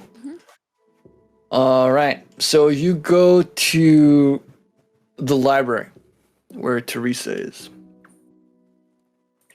And as you approach, you do indeed see her sitting at her desk. Here.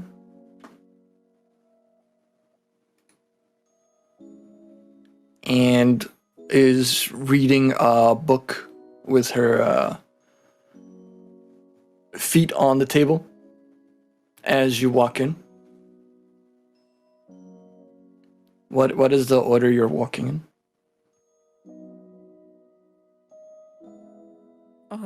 I go first if no one All right. wants wanna.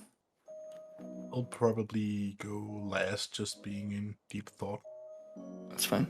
I've just needed first and last, basically. As you all enter, she looks up. She heard you coming. She looks up and goes, "My Polaris, that's some fancy makeup you got on." Well, I wish that's makeup, to be honest. Oh no, did you get that waterproof stuff? That is a hard thing to get off again. Well, let's say a curse is waterproof, huh? Oh, is that the brand? Ooh, no, but I like the way you're thinking. Sugar, most people like the way I'm thinking. So what can I do for y'all? I don't know. What are we doing here again?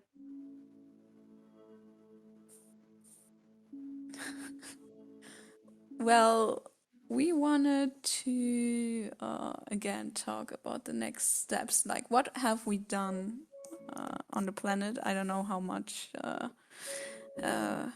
Satach has already told you, but what are the next steps we can actually do regarding Ibabtu or anything that's actually basically attached to it?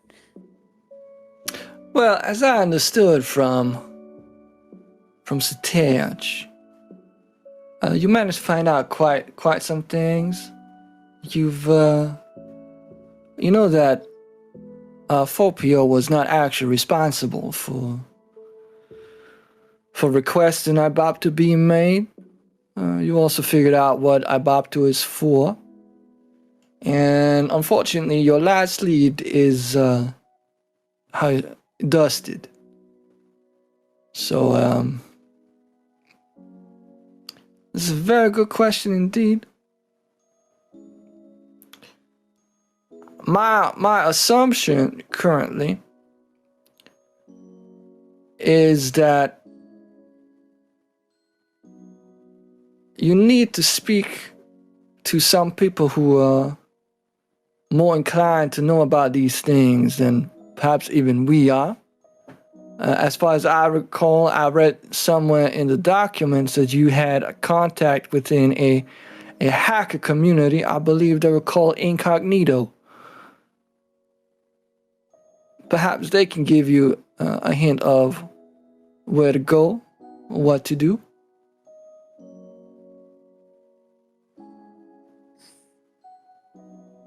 That sounds like a good plan. I mean, Satach would most likely again be like, oh no, we can't trust them and shit, and just do double checks. But as long as he's not here right now, maybe I just.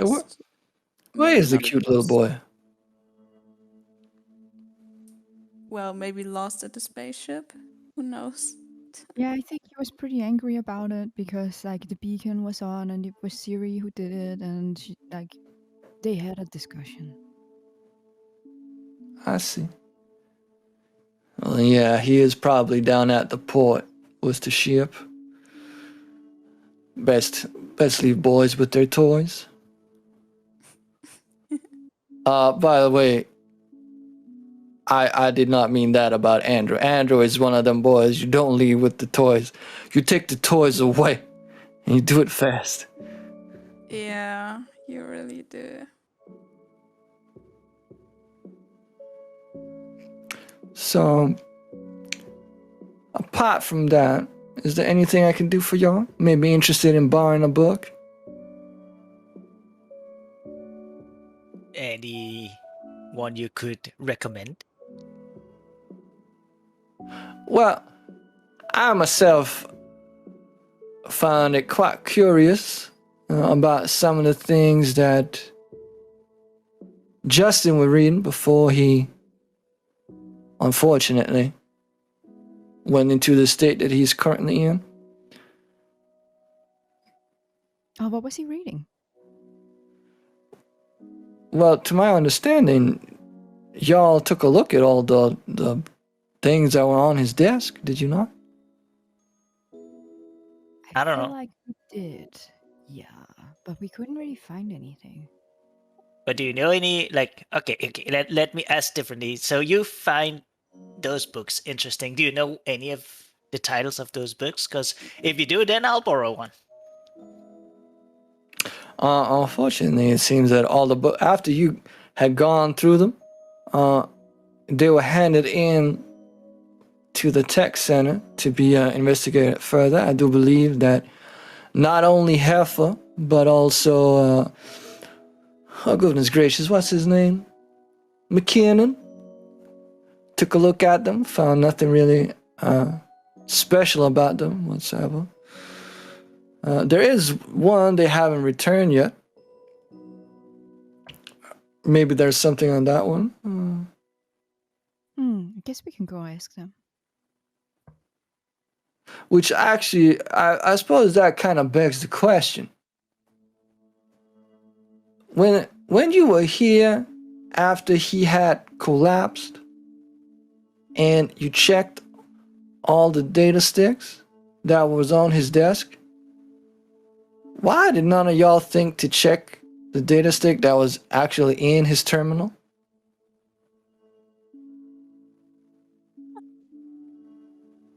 I'm not even 100% sure what you're talking about. Yeah, same. I'm not too sect heavy. Tech savvy. Six heavy? Yeah. I have no idea either. I think at the time I wasn't even really sure what the stick was. Because, I mean, a logical conclusion would be that whatever's still in his data pad would be whatever he was looking at when he collapsed. I find it somewhat interesting that that was the one thing you decided not to look at. Oh my But god. be that as it may, it is currently at the tech center with Heifer and McKinnon. It's been there for a while though. I don't know what they must be having some sort of difficulties. But if you insist, I mean you can obviously go there and talk to them. All I feel right. like it was nice. It's something that I've been thinking about what actually caused it, because I feel like it must spread somehow. I just don't understand how. Agreed. Polaris is like now at the back of the group, like face palming, like why are we so stupid? No, you. I have to admit, off game, when y'all started checking shit, and like, there's a bunch of data sticks. We check all of them. Okay. And they're like, he has a terminal on his desk that's on. It's like, oh no, we checked the data sticks. Oh. Okay. I will not judge. You do you. Okay. So the importance of details, right? Yeah, exactly. But yeah, let's go to the tech bay? Tech center. Tech center. And figure out if they found something. Depressions are coming over Polaris right now. She's just silent, like, oh my god. Or just But to be thinking, oh my honest, god. at the time that we found out the news, like every one of us was kind of, like shit. Like I don't think any of us was thinking clearly. Yeah. Yeah. Understandable. When you're a team leader, you find him collapsed, or find out that he is collapsed. Obviously, you won't be thinking straight. Panic sets in, worry sets in. All kinds of manners impose the mind, makes you not think clearly. Unfortunately, someone did think of it at a later point in time. which is probably why they haven't finished investigating it yet. But off you skedaddle, I suppose, and give half of my kind regards. She's always been a nice gal. McKinnon too, I suppose.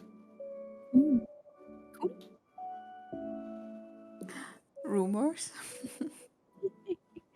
See you later, Teresa. And we kind of scoot out, or like Dolo goes out of the room. I heard absolutely nothing of what you just said. No, it's okay. Dolo just kind of mumbles and like goes out. It's like, bye. Okay. Sure.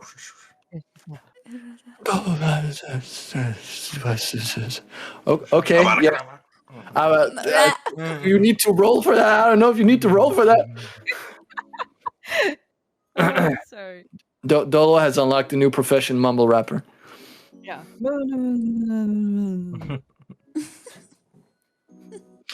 Yeah. All right.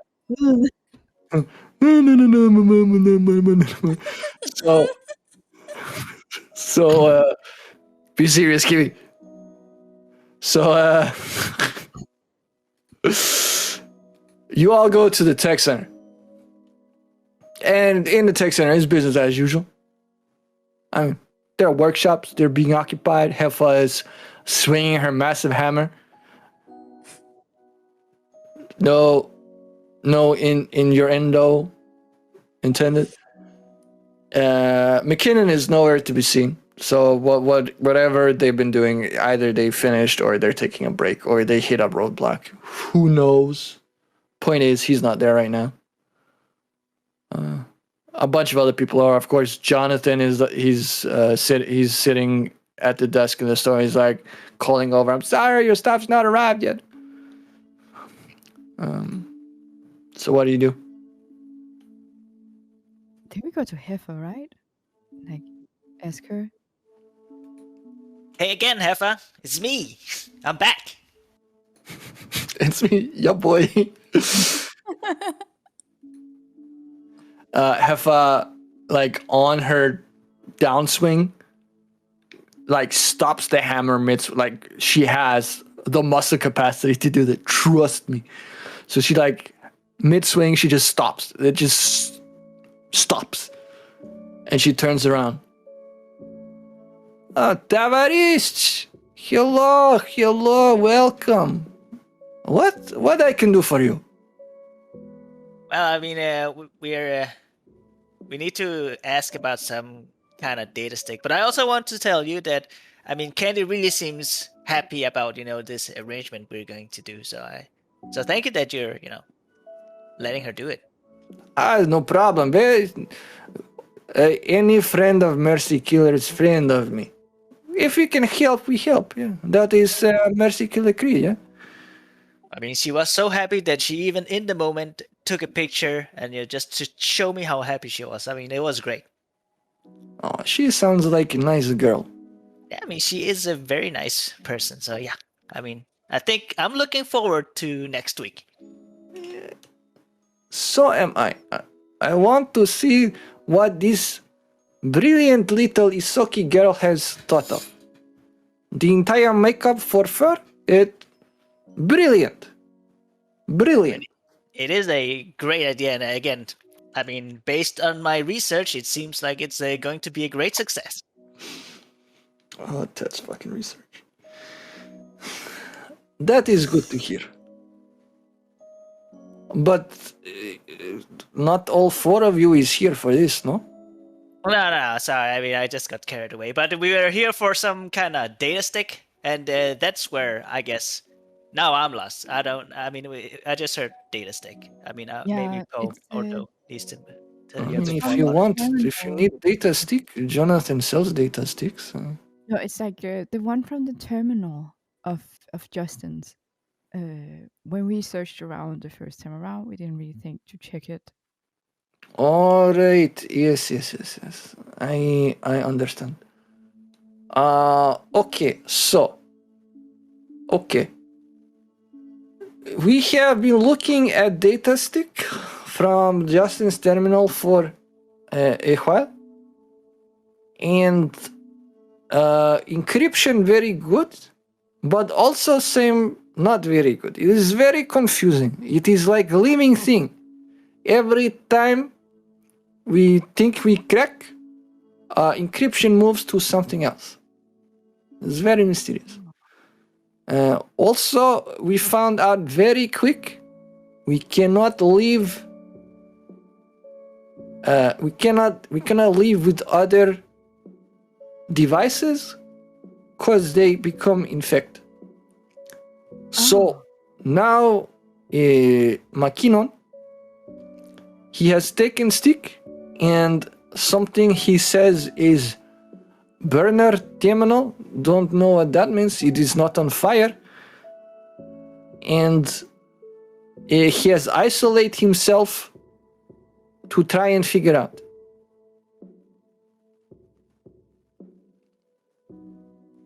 Well, that doesn't sound good. Yeah, it sounds weird, like it's alive. Yes, it's very, very odd. Yeah, Makinon I was see. very fascinated. Yeah, where is he? Can we talk to him? Maybe see if we can help him somehow? Well, like I said, Makinon decided to isolate from other devices to not infect more. So probably he's somewhere that no other terminals are around. Let me just check map real quick. Yeah, I was about to say, where would that be? Like in a forest or something? Makinon in forest. Oh, you funny little girl.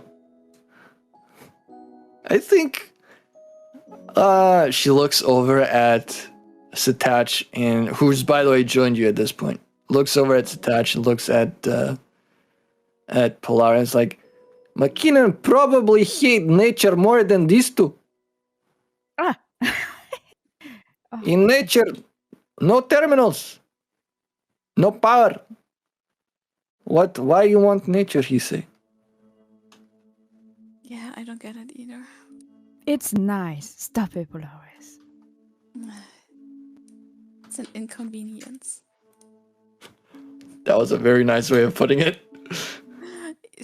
I almost, out of character, I almost said, yeah, it killed Gavin's dad. Really nice nature. But, It's too soon. yeah, That's just part of life. I just managed to hold back. Kimmy is fucking vicious today. So, Gavin is not listening at all, right? Just standing in the back.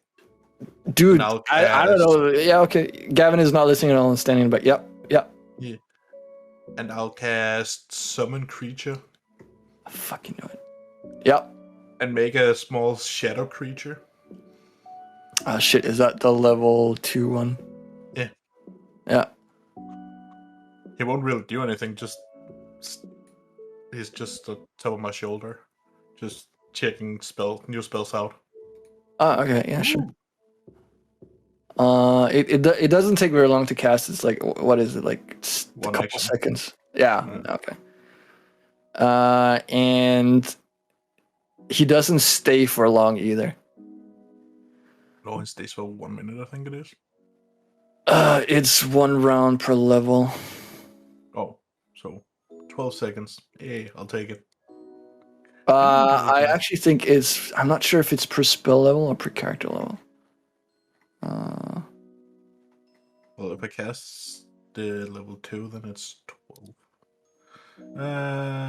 We'll figure that out later. 1 round per level. Yeah.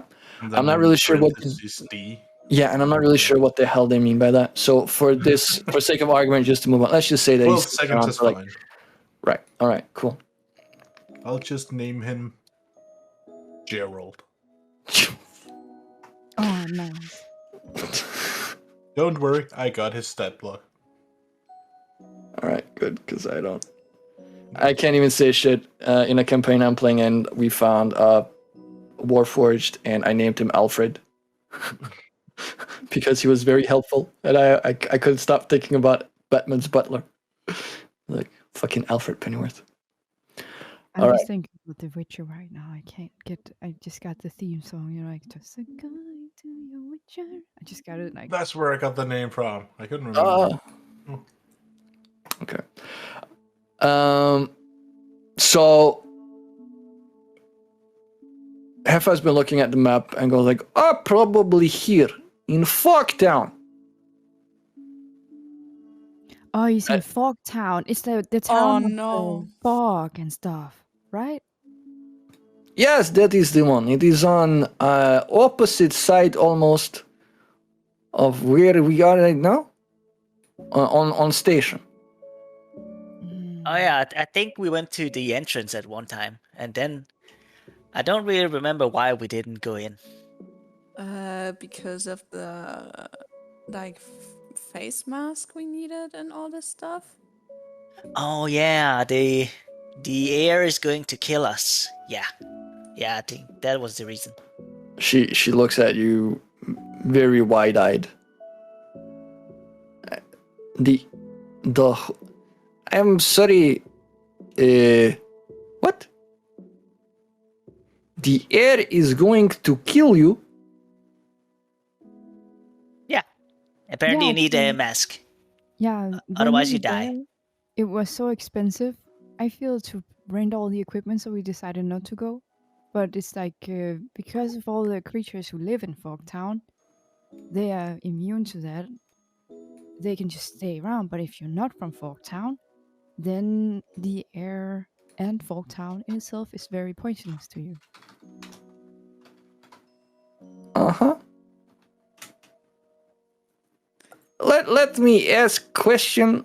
Who tell you this? It was like the guy in the gate, I think. Yeah, he told us. He was a very trustworthy, very upstanding guy. Uh-huh. I am not really sure how to tell you this. You don't need mask. What? Sorry, the what was so great. Why Probably, probably he was some kind of scammer or con artist trying to get money. Oh, really? Well, then I'm glad we decided not to go. God damn. Yes, I mean, don't get me wrong. For air breathers, it is not easy, but masks will do almost nothing for you. Yeah. I mean, honestly, I'm not sure because I don't remember much, but I do remember his name. His name was Zeta, and he seemed like such a great guy. And we also found out that apparently the people that live there, they're called, the race that lives in Fogtown, they're called Dreamers. So I also remember that. I found that very awesome. So, but I trust Zeta. He said we needed masks. That seems like but I don't know. But now you say it, and I also like you, so I don't know. Well, here is issue. Fogtown has gas. Mask will not create oxygen. But for same reason, we have areas for air breathers when they need to go. You can just walk. It is like long series of pipes, like Infosphere. Oh. It's just series of tubes. Oh. Oh, I feel really put. What? I really thought it was like a danger, just as like a town of fog. It is, and it's multicolored. It's very pretty. so pretty. It is a very good dating spot. And to accommodate, we have areas where people who need oxygen can go and breathe in Fogtown. It is only problem if you go same route that gas breathers, they breathe hydrogen, where they go. You can't do that. That would kill you. But just stay in places that have oxygen, stay within the tubes, you're fine. Okay, so Well, now we have to go. I feel like now we just have to, even if he's not there, then we have to go and see it at some point. It's like, so let me get this straight. You like the mask thing is like that is totally irrelevant. Like you don't need a mask at all. You don't need a mask at all, no. Ha. Well, would you look at that? I guess I'll let Zeta know when I see him next time. I mean, he's probably there. So yeah, I guess so. Maybe we should go talk to Cedar. I mean, honestly, maybe Zeta he thinks that you need MS because someone told him. Like he told us, you know. I mean, it might not even be his fault. You know, it makes a lot of sense.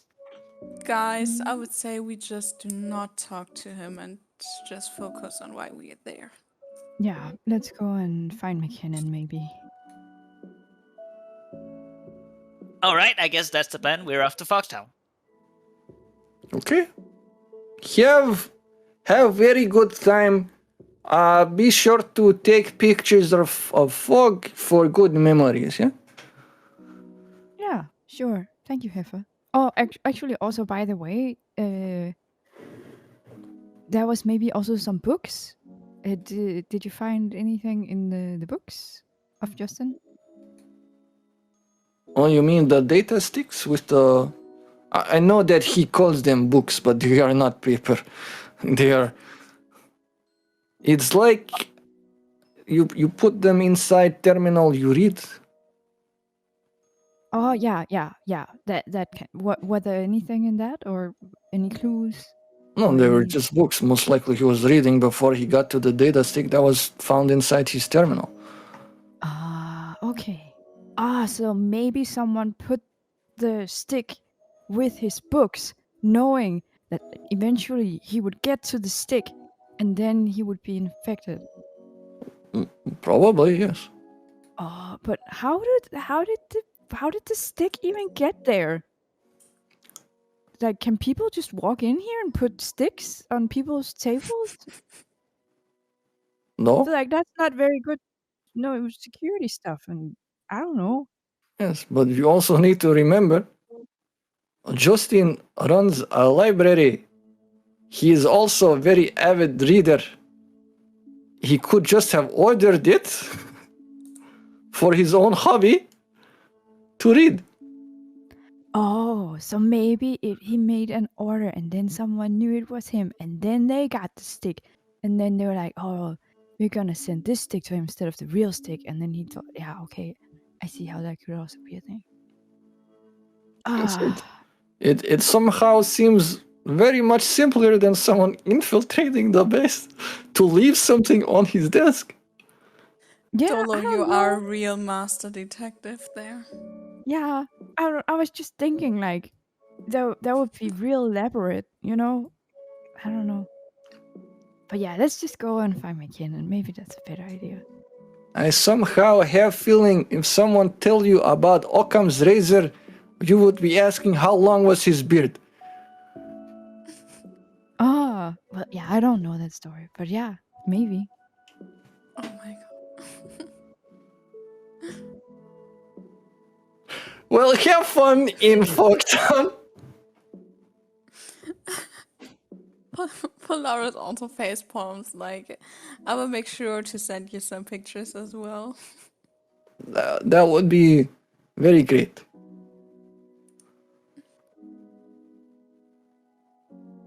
Okay. She kind of looks at you like, is there more? Because I kind of, this metal is cooling. I would rather get back to. Just go on. We are on our way. Sorry for holding you up. Okay, no problem, Tavarish. Have very good time. Also, very smart makeup. It is good for when you're foraging. And less light go in eye. I did not know you. If you ever interested, come by. Huh? We forge together. Okay. Thank you for the offer. And you're very welcome.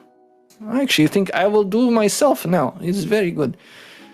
And you see her like there are ashes kind of spread on the thing that she's been working on because it gets hot. It gets all that stuff. So she kind of like takes 2 fingers across the area and kind of like paints her eye or across her eye and under it a bit. Like it makes it easier to see where you're hammering. Fire does not get in way. Oh, good you remind.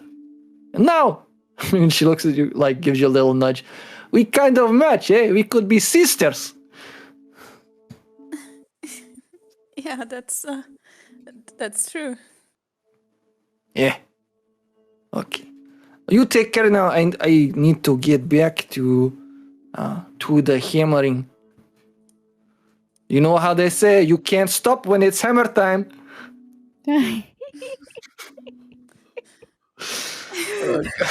Just kill me now. Okay, let's just go to Fogtown. I cannot fucking you right now. Oh, yes. Let's go. We have fun on our channel. Okay. I don't know why it was so funny. I'm sorry. So,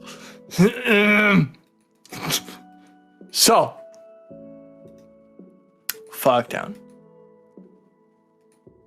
Now, as you know, since you've been there before, you are currently housed in the mainframe, which is where the Lore Spire complex used to be. And way up towards what on the map is the north side is Fogtown. In one of the arms. Luckily, of course,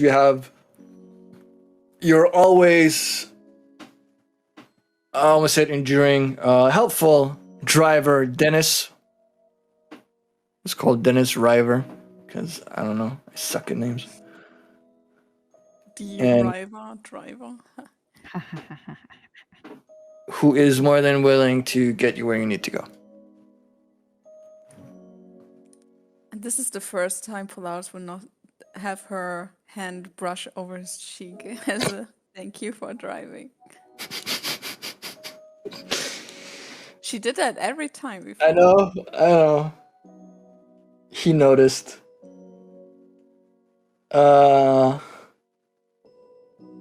Who's the last one out? That could be the last one, yeah. All right. In that case, Dennis turns to Ted. Like he I want to say he rolls down the window, but no one actually rolls down anything anymore. So the window goes down, and Dennis pops his head out and asks Ted as Ted is getting off the van, like, "Hey, Mr. Ted, is everything okay with Miss Vega? She seems kind of out of it." Yeah, I mean, she is having a difficult time right now because, she's kind of been cursed. I don't know if you've heard. Oh shit, for real? Yeah, but we're working on it. It's all gonna be fine. Also, did you know that you don't need masks in Fogtown? I mean, yeah, you can walk. There are like areas you can walk for air breathers. Well, I mean, I guess it's just common knowledge. I mean, wow. You live and you learn, I guess. I suppose that's true. Yeah, you do. Like I'll just stick around here. So whenever you need to go back, I'll be ready. Yeah, in regards to Capo, I mean, we're still we're working on a cure, and I remember. I'm not really sure why, but I remember people talking about making her happy for it to go away. So I guess if you want to help her, you need to make her happy.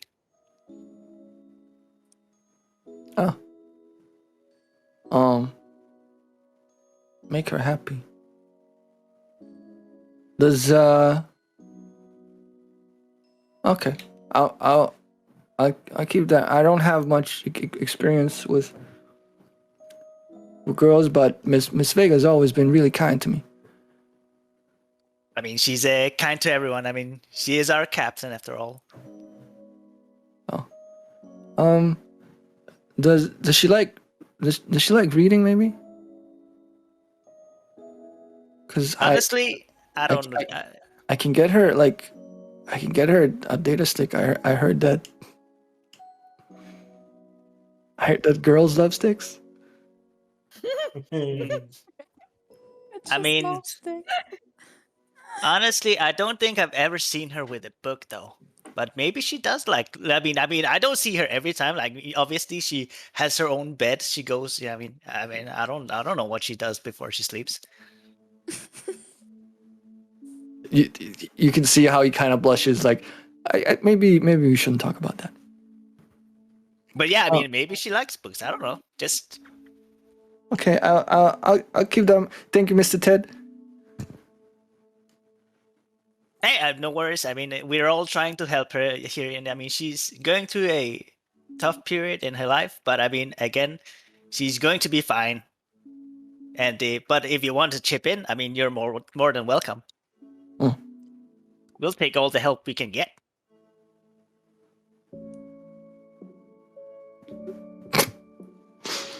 Sorry, my mind just went elsewhere. Can you roll a sense motive for me, just real quick? Either sense motive or diplomacy, actually. Okay, let me put it this way. Ted doesn't know if he has any ulterior motive, so That's for not him why I'm is asking you to roll. yeah. But for me, like more but it's more like for sense motive, is that to detect that, or for culture, is that more for just Ted think that is a great idea, and you know? It was diplomacy, not culture, and sense motive diplomacy, is for something else entirely. Okay, but I guess I'll just roll diplomacy. Wow. What was that, a 12? Yeah. The shitty rolls continue. Yeah, like you notice that there is like a distinct different way in how he's acting. Like usually when he picks you guys up, he has like this facade of a tough guy.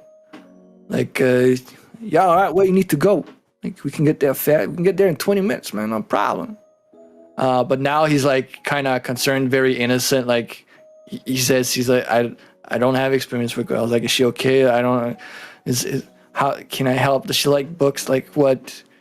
So it seems like the tough guy thing is just it's a front that he's putting up for whatever reason, and that his real character is like this very sweet, innocent boy, young guy who doesn't really know much about life. Wait, but Ted gets that, or what? Ted gets that he's acting sweeter than normal, and you get that his accent has changed. Because like he used to have like a very much more tough guy way of speaking, and that is just gone.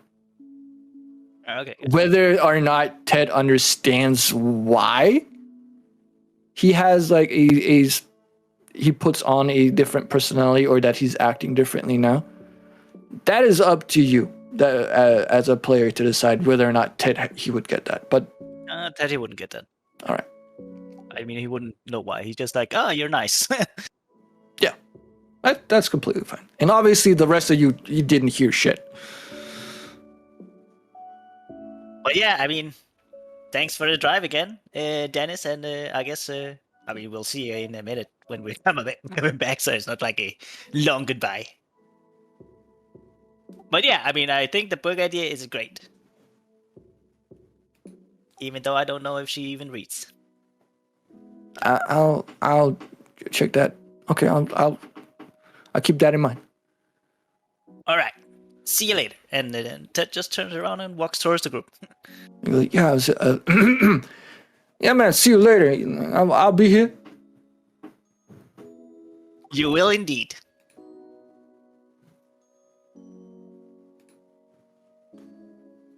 So you're at the entrance of Fogtown. A lot of people are walking by. I mean, it's a busy area before you actually get in. Before you stand two pretty large doors, and as you notice, on the very, very, very far sides, on either side, are two slightly smaller doors. And on those doors, they say O2. And Go to where?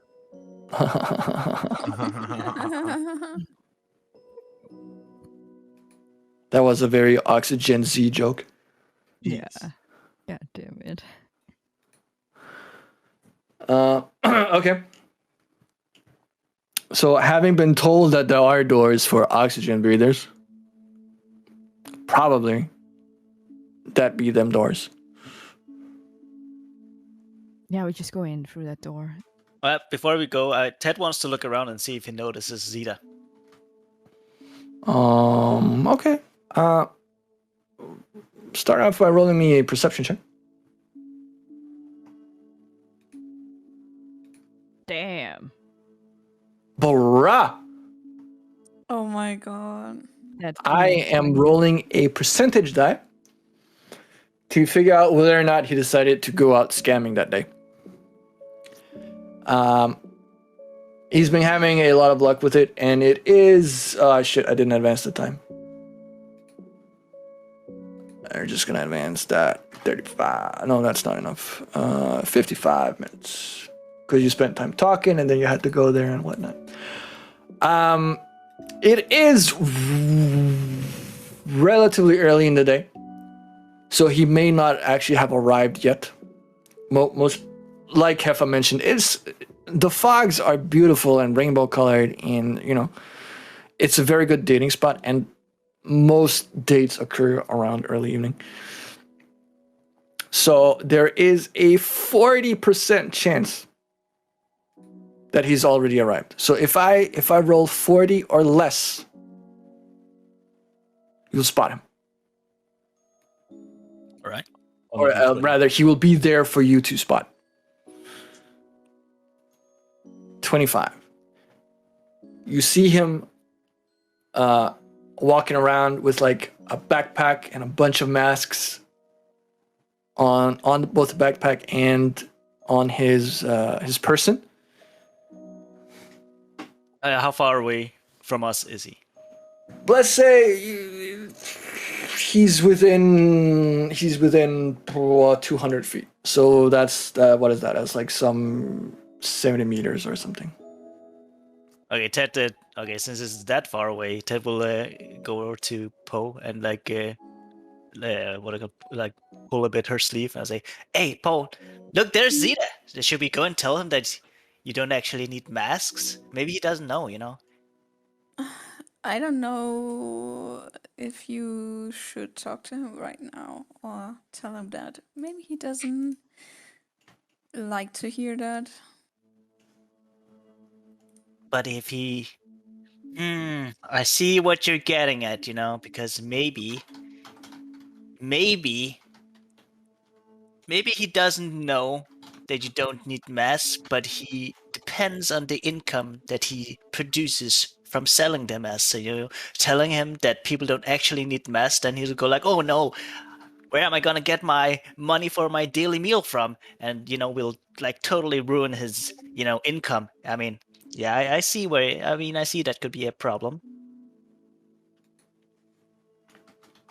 Then maybe we can talk to him after we have talked with McKinnon. How does that sound? Yeah, I mean, we can. Let's do that. And like, if we go out and he's still there, then we can talk with him. I can. I have a. Then I can give him maybe a little bit of, a little bit to get him back on his feet before he like finds a new job. I got it covered. Let's do that. That's a good idea. I mean, you're the captain after all. It all makes sense. All right, then maybe if he's there, you can just talk with him then. And yeah. Let's just focus on getting McKinnon and have some information on that data stick, hopefully. Yeah, let's go.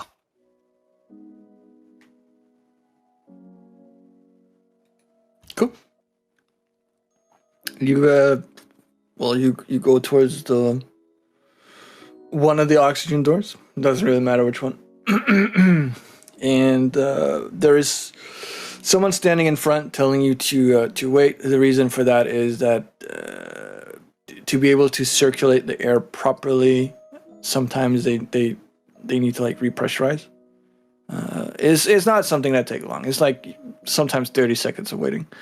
And then the doors open. It's so they don't open with like just significantly louder, obviously.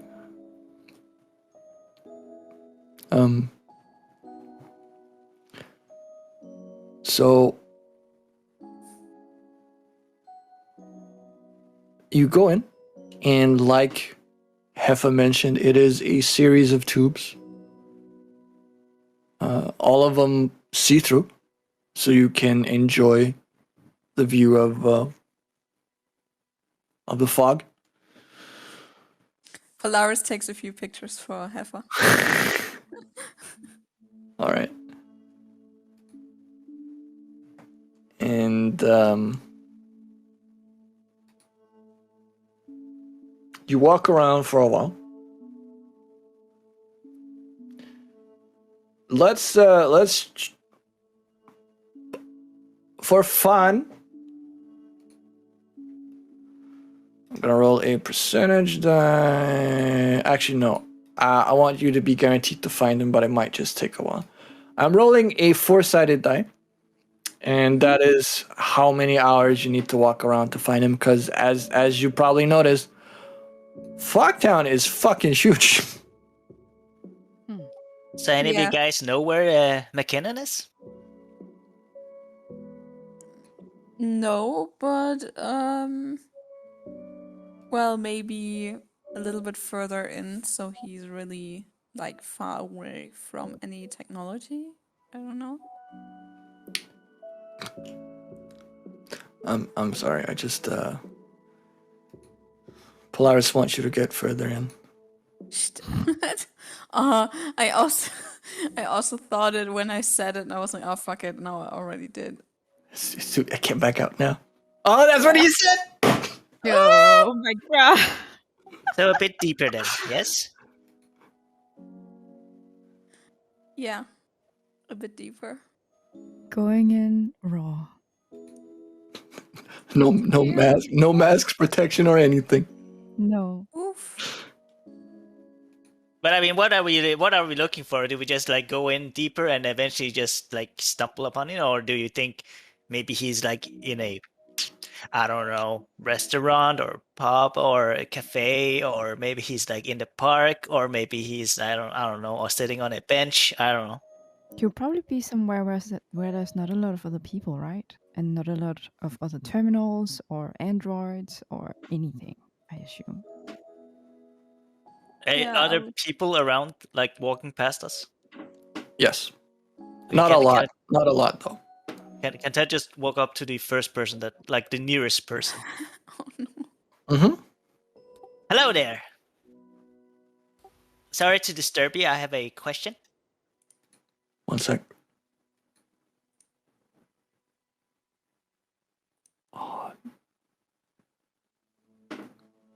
Mm-hmm.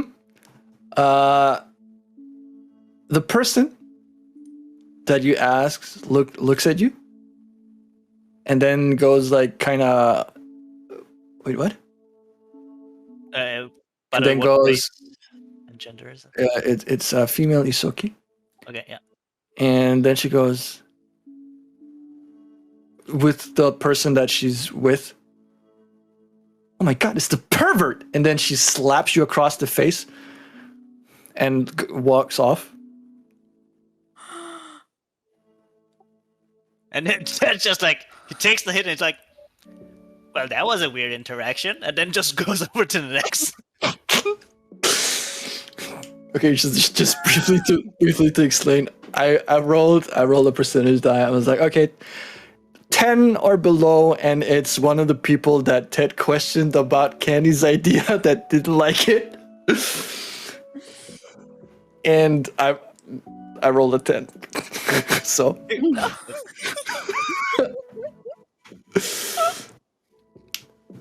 all right. So next, yeah, you go over to the next one. It's a dude. It's it's not a Kasata. It's a let's just say it's a Vesk. Hello, sir. Sorry to disturb you. And like Ted, he walks a bit carefully now because it's a huge vest, right? He's like, Yeah. if you wish to slap me, please. If this is how people greet other people in Fogtown, please tell me, because then I mean, because you're a bit bigger than the other person, so just tell me beforehand so I can prepare myself. But I have a question. He looks down at you, and then he goes slightly wide-eyed. No, I'm kidding. He's like, okay, why would I slap you though? I don't even know you. But I just got slapped, and that was the weirdest thing. She just looked at me and slapped me. She said something about being a pervert. I don't know. Wait, It you're was a pervert? He kind of like moves away a little bit. Wait, are you a pervert? Like I'm not into that. I don't think I'm a pervert, but anyways, I have a question. Okay.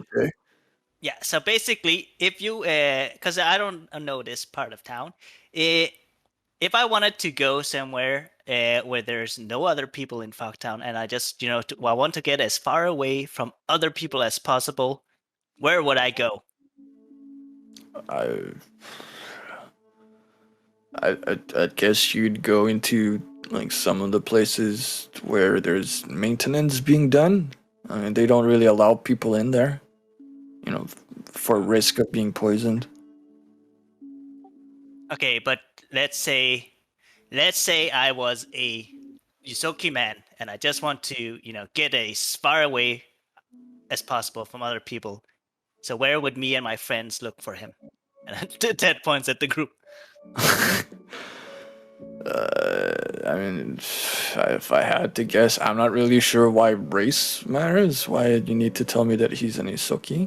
But anyway, if you want to get as far away from people as possible, you'd probably go towards like the far north quadrant, like beyond the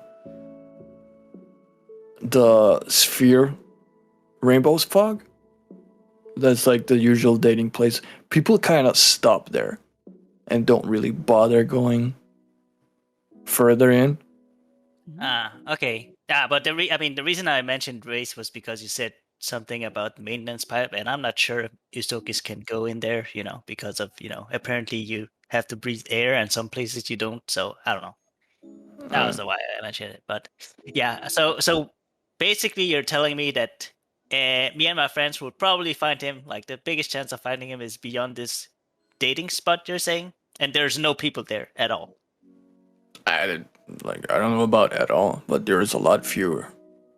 Because again, like people like us, people who breathe air, we don't really have much to do here beyond let's say enjoying the lights. So the dating spot is the most popular, and there's no real reason for people to continue after that. So all right. Well, thank you for the information. I guess me and my group here, we're off to this secluded spot. Okay. So, thank you, and have a nice continuous day, or I don't know. Yeah, that came out weird. He kind of looks a little like you too, I guess. And Ted just walks back to the group. Okay, apparently we need to like go way up north, way past something called the dating spot, and then there is something there. Like a spot where there are no people. Okay, so this is actually the spot Heifer mentioned, right? I don't remember. Then let's just go. I just asked for the Okay. spot where there's like less like least people and the biggest chance of basically where there's no people. Doesn't sound suspicious at all. I mean, I don't think it's suspicious, but I still, I mean, I just had the weirdest interaction with some. I mean, apparently people slap other people here just as a greeting. It's just weird. I don't know. I didn't understand that. But yeah, let's go. Polaris just looks a little bit confused at Ted and then just keeps walking.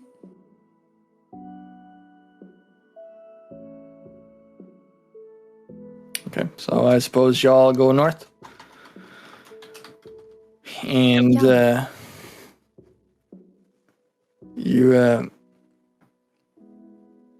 you find the dating spot after a while, and you know to continue further north from that. Originally, I rolled a 3 for how many hours it would take, but because you got guidance, I will reduce it to half, so 1.5 hours. And that is simply to account for the distance you need to walk as well. So that consider you find him relatively quickly. You walk past the area that the Vesk described, where there's like the fog is kind of like being drawn into a certain area that is shaped like a sphere with a small tube drawing the fog in, and then another tube pushing it out. So as it goes in, it becomes like this spherical ball of fog that kind of rotates, and it looks super pretty. Like it's fairly obvious why this is such a popular dating spot, because it looks absolutely beautiful. Girls especially love it, and the adjacent restaurant to the area, the Cliptoris, is also a very popular place, but for whatever reason, most guys can't find it. Oh, so it's only the girls that actually knows where it is? Well, it's not that they only girls know where it is, but if a guy needs to walk around, it takes them a lot longer to find the Cliptoris than if girls did it.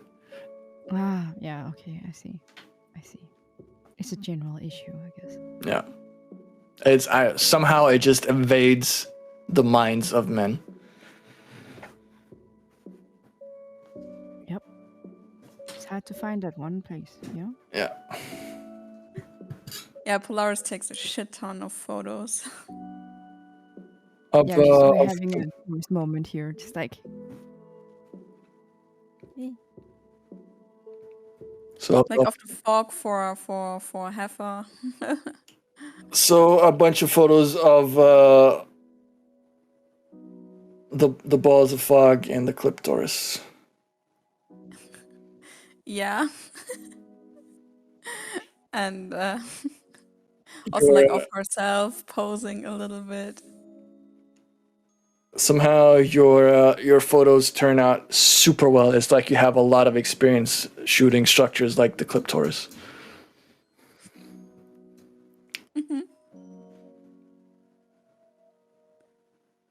Let me do one where like you're really far away, so it looks like you're holding it, but like, you know, like the optical illusion kind of thing.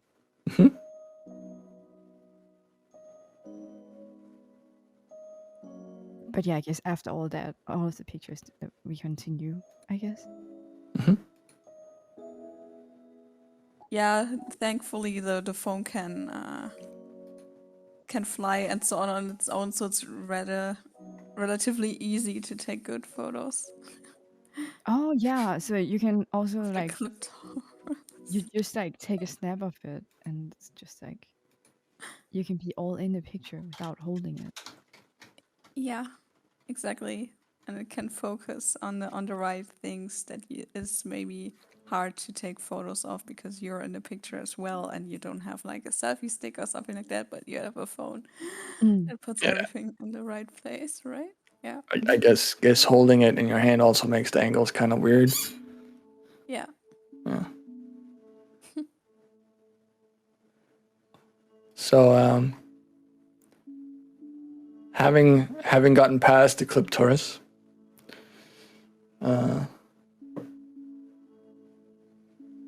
you I kind of regret that I didn't add like checkpoints leading up to this called first base, second base.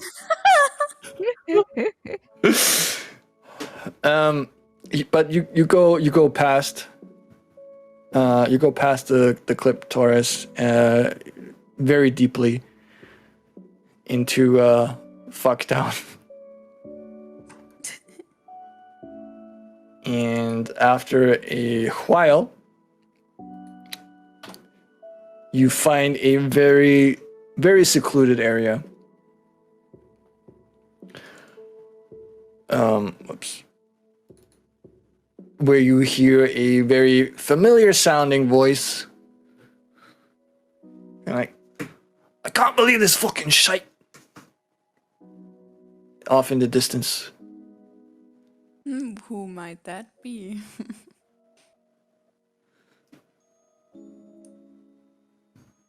Who might that be indeed? So I'm thinking that now that you found him, we're actually going to stop it here. And then you can do all your questionings and information stuff at the beginning of the next session. Cool. Yeah, sounds good. Right. Because I also imagine that it's something that Jacob would very much like to partake in if scheduling allows for it. I would also feel more comfortable doing this with him here, so we don't fail because we don't know shit. So yeah. Cool. Then that was that. Thank you very much for playing. And for everyone who was watching, thank you for watching. We will be back in approximately 2 weeks with another chapter of Merci-Ki11. I think that's it. So Yay. say goodbye, everyone. Bye. Bye. Bye-bye.